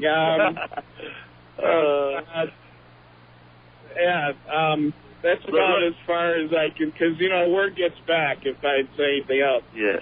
Joe, in like Rochester, Sam their outfits, their uniforms probably would not be acceptable in any small city. In a big city, maybe, I don't even know, but some questionable outfits there for their cheerleading staff. But it was something new. They're trying. I give them credit for that. They had a national recording star artist from Toronto do the national anthem. They have new cheerleaders. They had the kids in the tunnel. And a couple thousand fans there. So they tried. And, Iggy, your thoughts of the actual game production? Well, I think I was talking to, I had one of those Canadian sausages at halftime, and I was talking to the concession guy there, and he said that they get $17,000 for lacrosse, that they're crazy about lacrosse, and I think the announced attendance today for, the home opener and the mayor being there and everything is, it was like 2,200, so. My conspiracy theory that I told you about, Sam, is that MLS doesn't want to go directly to Rochester. They're going to go through the back door a la Toronto. They're going to, try it there because Toronto's a big name. And they're not going to get over, I doubt they'll average over 5,000. And so they'll go kaput, within the first year or two. And, we won't have to pay the startup fees. And, we'll be the Green Bay of MLS, Well, I hope your theory's right, Iggy. Yeah, I think because we can't afford the startup fees anyway, so I think it's a big conspiracy theory between MLS and our owners and Toronto, and then Toronto's building a stadium, but if they can get $17,000 for lacrosse, they'll just convert it for lacrosse. That it sounds like they're going to be losing money. And that stadium's also being built for the World Youth Championship, so that's also a double-edged situation there. But you guys were in Toronto for just a couple hours today. I'm not even sure if this is a fair question, but Toronto FC yesterday or Thursday introduced to the MLS. Any buzz, any talk about that up there? Well, Joe, on my end, I like to watch the game with the fans. I sat with a bunch of Toronto diehards. And they feel like Iggy does, that the team's probably not going to make it. They don't think the city, the media, is going to support MLS soccer or any professional soccer. For whatever reason, they like their occasional international match, and they'll support that. But a couple of the diehards that were here didn't think it was going to fly. They're happy, but they don't think it's going to make it for the long term, unfortunately. But I think you're going to, a lot of big cities, just soccer gets lost in the shuffle. Iggy, you're driving back. You saw the game today. Any last comments for the fans who haven't seen this team play yet and have to wait till June 3rd? I'll tell you what. If you read the program before the game, I was actually kind of worried because Toronto brought in some really, it sounded like some great players from like at least three from Brazil. They got a guy also on the Canadian national team. And on paper, they sounded very intimidating, but what Laurie Calloway did, I should say, is, he had intensive preseason training camp that, you just can't, I was talking to some of the fans, and he said, the guy I was talking to, he's been watching him for years. He said that Toronto does this every year. They bring in players during the season, and then, by the time they gel as a team, it's too late. The players Iggy's referring to, the Brazilians, Andre, Helinho, and Clayson. Andre did get into the game today for Toronto. I believe he came in the 75th minute. Did you guys notice anything from the 29-year-old Brazilian? I did. Joe, he was just, I think he was a below-average player, and that's what happens a lot. These agents come in, they talk highly about these players. They show them videos from 10 years ago, and I don't know, man. I think that's part of Toronto's problem with attendance. I know we have Theo Zagar's been there forever and Robbie Restademo, but there's this revolving door of players, and sometimes mid-season, getting rid of guys to Montreal constantly. It's tough for fans. Fans need, if soccer follows NFL, follows Major League Baseball, back in the day, back in the 60s, fans fell in love with players. And fans come to see players. And a lot of these teams in our league just don't get it. And, of course, in MLS just don't get that. Hey, I'll tell you one thing. I bet any amount of money that Juninho da Silva is the number one foul player in the whole league. I agree. He got hit a lot today. He's got such creativity. He's got such a great touch on the ball. And Coach Callaway said it, too. He's not a great defender, but he's possessing the ball, keeping teams away from the Rhinos' end of the field. When he's got the ball that much, he's going to get hit. And sometimes, when he first came here, Sam, you knew that too. He was the king of the dive, but that's really changed in his game, hasn't it? I think when you're playing with a tough coach and a bunch of tough players, I mean, you better be able to take it. Coach Callaway, he likes that rugged style play, and he get up, man. Let's just keep on playing. But today, he took some hard hits, and I think he had to really force himself just to get up to show that he's this tough guy to the coach, but I think he's going to be icing up those legs for a couple of days. Yeah, Juninho was not diving today. He was getting hit. In fact, I don't know if you guys mentioned it already because, I can't tune in the radio from here, but they were a man down because he got fouled right before halftime. Yeah, Matthew Pileski in first half stoppage time, apparently from Don's call, a pretty nasty tackle. And he wasn't surprised to see the red card come out. It was definitely a red card. And I tell you, some great stuff, though, the Rhino bench show. We talked about it last week on the show about the unity of this team, the family. The whole bench just, erupted and wanted to attack this player. And it was a good thing that, the trainer and Laurie Calloway and Willie Fitzpatrick were able to calm all these young kids down. But it just shows that there's such a team and such a unit together. Yeah, Sam, who, is definitely I already have anything a else player for us in before we mind, let you but go? who would you give the MVP to? I gave the MVP today's broadcast to Joe Giuliano because Joe asked the best questions, and I could tell by the answers that the coach gives and the players give, the man is on the money. Joey G doing his thing. Sam, thank you. Well, You're too watching kind. the game, I didn't hear Joe, but watching the game, I really do appreciate Johnny Manyounger. I mean, he is.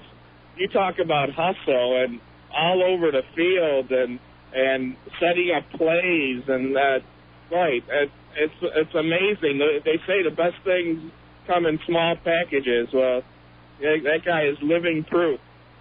Who said that? Whoever said that, I'm upset with that. But hey, Joe, did I not pick Johnny as one of my players of the game? Yes, you did. Johnny Manyanger, Scott Pelguda, and who was the third? The third player of the game was Johnny Ball. Johnny Ball, that's right. Yeah, that's right. Yeah, just my opinion. I mean, but I agree with Iggy, and I think Manyanger just controls out there with elegance. And Joe, you're gonna love this team seeing them in person, man. It's just they're one of the best units I've seen in the 11 seasons with covering the Rhinos here. Just the team. I don't see any weak spots at all, and the bench is so loaded. the first goal was an excellent illustration of, how well they play together as a team.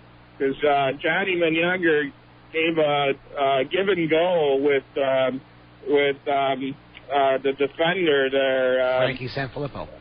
Yeah, Sanfilippo. And Sanfilippo made a perfect cross to Delicott. And I mean, it was a great play. Iggy, be careful driving back. Thanks for the call. All right, man. Take care. All right, Iggy at the game up in Toronto. Anyone else, if you can hear us, if you're within range of the signal, give us a call. 222-9393. So, Sammy, the verdict on the Brazilian guys that Toronto brought in, they had a big press conference on Wednesday at a restaurant on College Street. Nothing much, huh? Didn't see it. I think the best player in the field, in my opinion, in the first half was Robbie Ristademo. I've said it before, Joe, this league is like indoor soccer played outdoor, and Robbie Ristademo is just working. He's kind of like John Ballish. He's unfortunately lacks the size as John Ball has, but he just works hard up and down. And I thought if I had to pick a guy for Toronto that helped Toronto stay in the game in the first half, it would have been Robbie Ristademo. And a lot of those guys they bring in with the nice technique and nice touch, if you don't move in this league, three guys are going to be on you in seconds. And so it's unfortunate, but I think they're wasting their money bringing in these foreign Brazilian players. Timmy, a player who plays that silly indoor game you like so much, Greg House, comes back in tonight, plays about 9 or 10 minutes. Coach said he played a good job as a midfielder, won a lot of balls for the Rhinos there. Your thoughts on his performance? Joe, he worked extremely hard. I was not real high on him last year when he came in and was playing more of a defensive midfield role. I didn't think he was cut out for that role, but tonight he came in there. He looks fit. He probably lost 20 pounds from last year. I mean, just looking at him, he looks really fit, really in shape. He had a fantastic year indoor. He's kind of weird for him. Here he is. He's like the legend of indoor soccer right now. Marinero retired. Carriage retired. He's the man. I mean, every city he goes in, he's the marked player. And then he comes here, and he's kind of like more of a midfield role player. But I think he's going to add a lot of depth to our team, and hopefully we get to see him play more. Sam, I have a question for you guys too. What do you think? What's the team's impression on this West Coast trip coming up? Should the fans expect a letdown? I mean, I know that's a tough thing to say, but it's going to be. I think it's going to be tough for the team to go out to the West Coast and get adjusted. What do you think? Well, I heard Joe talking to Lori Calloway about the time difference, and that's an issue in the travel situation's an issue, but I've always said it, and I think Joe and I have had this discussion privately a lot, that I think, the West Coast teams aren't as strong as the East Coast teams. And I think, I think we're going to roll right over those teams. That's just my opinion. Joe, your thoughts? I think Vancouver's going to be a very tough game for us, but I look at Seattle and Portland. I agree. Portland, every year, they're beating this team, they're beating that team. Last year, they were a very slow, sluggish team. If they can improve their pace, maybe they'll do something. But I agree, Sam. We've talked about it before. The Seattles and the Portlands, they dominate out west, but then when they come to play the big boys here, it just doesn't happen for them at all. So another question for you, too. You're with this team day in, day out, home and away. Do you think it's ever going to get to a point where they're going to get sick of this away game 7 stuff before they can even come home and play a game? Well, I tell you, I was on their last trip, and by the last day, I was sick of it, and I'm not playing obviously out there. It's got to be tough. I think in a weird way though, a lot of these guys, Joe, when they're in Rochester, they don't have families there. They're in an apartment by themselves. Some of them don't even have cars yet. They're waiting for their cars to come in. Some honestly, I talked to a few guys don't have cable yet. So I think in a weird way, I think they're happy to be away. I think they get to see the world. If you saw them in Puerto Rico, they're taking pictures on the beach with each other, and it's like, this is a big deal. We're traveling around the world. These are young guys just right out of college in a lot of cases. I think the Johnny Youngers, the T-Bone Bonsu, maybe those guys, like, come on, this is crazy. But I think a lot of the young guys really look forward to this travel and the bonding that they have with their roommates and their teammates. Sammy, that's a great point. That's why we have you on the road, sticking your nose into people's business, and I think you love that. I enjoy being on the show. This is my fantasy, man. You know how much I love soccer. Just to get the chance to just talk about it is just fantastic. Get to see every game, and it's great that the Rhino organization is allowing me to do this, and I'm honored to be working with someone like you and a great producer like Sammy DeBull.